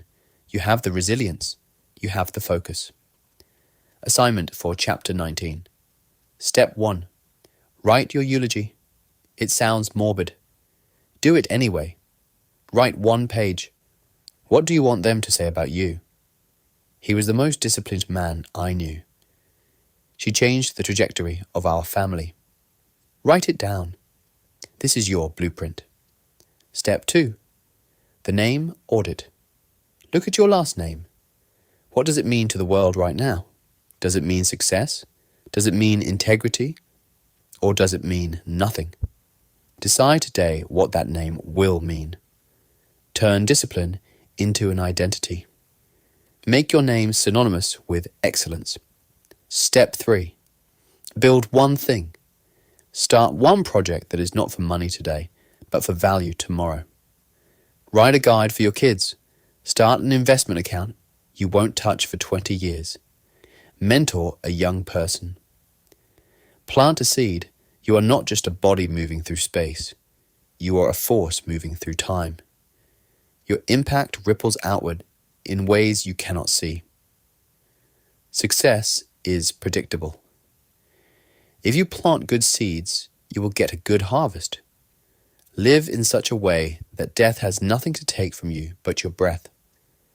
Live so fully, work so hard and love so deeply that when you are gone, the world feels the empty space. You have built the mindset. You have built the habits. You have built the legacy. Now, there's only one thing left to do. You have to keep doing it. Forever. In the final chapter, we are going to talk about the end game. We are going to discuss unstoppable forever and how to maintain this standard for the rest of your life. Chapter 20. Unstoppable forever. Maintaining the standard for the rest of your life. We have reached the end of the book, but we have not reached the end of the war. In fact, the war has just begun. For the last 19 chapters, we have torn down your old identity. We killed the procrastinator. We buried the victim. We silenced the excuses. We built a machine capable of focus, discipline, and resilience. But now, you face the most dangerous enemy of all. It is not failure. It is not fear. It is not hate. The final enemy is complacency. There is a natural law in the universe called entropy. It means that everything, left to itself, moves toward chaos and decay. If you stop cleaning your house, it gets dirty. If you stop working out, your muscles shrink. If you stop tending to your garden, the weeds return.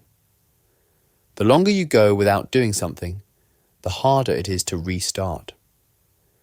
Most people treat self-improvement like a destination. They think, once I get the six-pack, I can stop dieting. Once I make the $1 million, I can stop hustling. They work hard to reach the summit, and the moment they get there, they sit down. And the moment they sit down, they begin to slide back down the mountain. To be unstoppable, you must understand one fundamental truth. There is no finish line. Success is not about a single moment of brilliance. It's about what you do every day. You do not win life. You play life, and you play it until the day you take your final breath. This scares average people. They want a break. They want to arrive. But to you, this is not scary. It is liberating. It means there is no limit to how high you can climb. The myth of maintenance. Get the word maintenance out of your vocabulary. You cannot maintain greatness. You can only pursue it. If you try to maintain your current level, you will naturally degrade. You will lose your edge. The hunger will fade. Lifelong consistency is not about being perfect. It's about showing up. But showing up is not enough. You must show up with the intent to grow. You must constantly move the goalposts. When you hit your financial goal, set a bigger one immediately. When you master a skill, start learning a new one immediately. Growth happens when you push beyond your limits. If you stop pushing, you stop growing. And if you stop growing, you start dying. The new normal. The goal of this entire journey was to raise your baseline. What used to be your best day should now be your average day. What used to be impossible discipline should now be your morning routine. Repetition of small wins turns effort into habit. What once felt difficult becomes a natural part of who you are. You have reprogrammed your operating system. You are no longer a person who tries to be disciplined. I am a disciplined person. I am someone who follows through. This is your identity now. You don't do these things to get a reward. You do these things because it is who you are. Lion does not hunt because it wants applause. A lion hunts because it is a lion. Guarding the gate. For the rest of your life, the world will try to drag you back to mediocrity. The world hates excellence because excellence requires effort. The world wants you to be soft, distracted, and addicted. Your friends will say, "Come on, take a break. You work too hard. The advertisements will say, you deserve to be lazy. Buy this comfort. Your own brain will whisper, you've done enough, just relax. You must stay vigilant. Your environment shapes your behavior more than you think. If you surround yourself with distractions, staying consistent will be harder. You must constantly audit your circle. You must constantly audit your habits. Track your progress. Tracking progress is not just a tool, it's a necessity.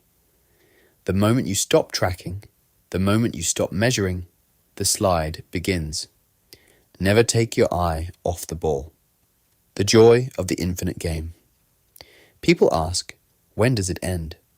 When do I get to be happy? If you are asking that question, you miss the point.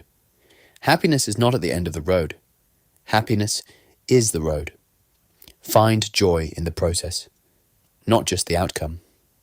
Success is a series of small wins, not one big leap. The unstoppable person loves the grind. You love the early mornings. You love the challenge. You love the feeling of overcoming resistance. The people who succeed are the ones who work even when they're tired, even when they're uninspired. You have discovered the secret that the lazy people will never know. Discipline is freedom. Discipline is not about punishment, it's about freedom. By controlling yourself, you have gained the freedom to create any life you want. You are not a slave to your impulses. You are the master of your fate. The final charge. So here we are. You have the tools. You know how to kill procrastination. You know how to manage your energy. You know how to handle failure. You know how to ignore the critics. You now have the tools to train your mind, build discipline, and create unstoppable habits. But knowledge is potential power. Execution is real power. Success is built through action. The difference between those who achieve success and those who don't is simple, consistent action.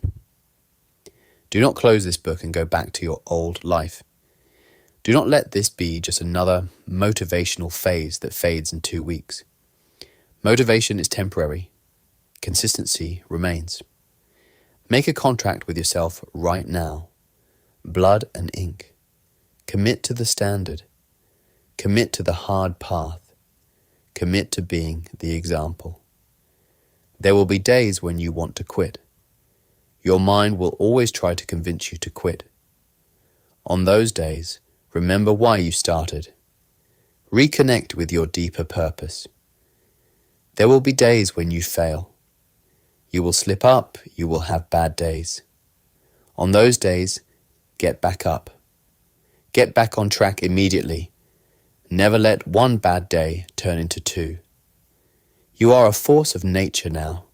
You are the captain of your soul. You are the architect of your future. The world is waiting for you. The world needs strong men and strong women. The world needs leaders. The world needs you. Don't let them down. Don't let your family down. And most importantly, don't let yourself down. Make consistency your superpower, and you'll never have to rely on motivation again. The book ends here, but your story is just getting started. Go out there, take action, be relentless, and be unstoppable forever.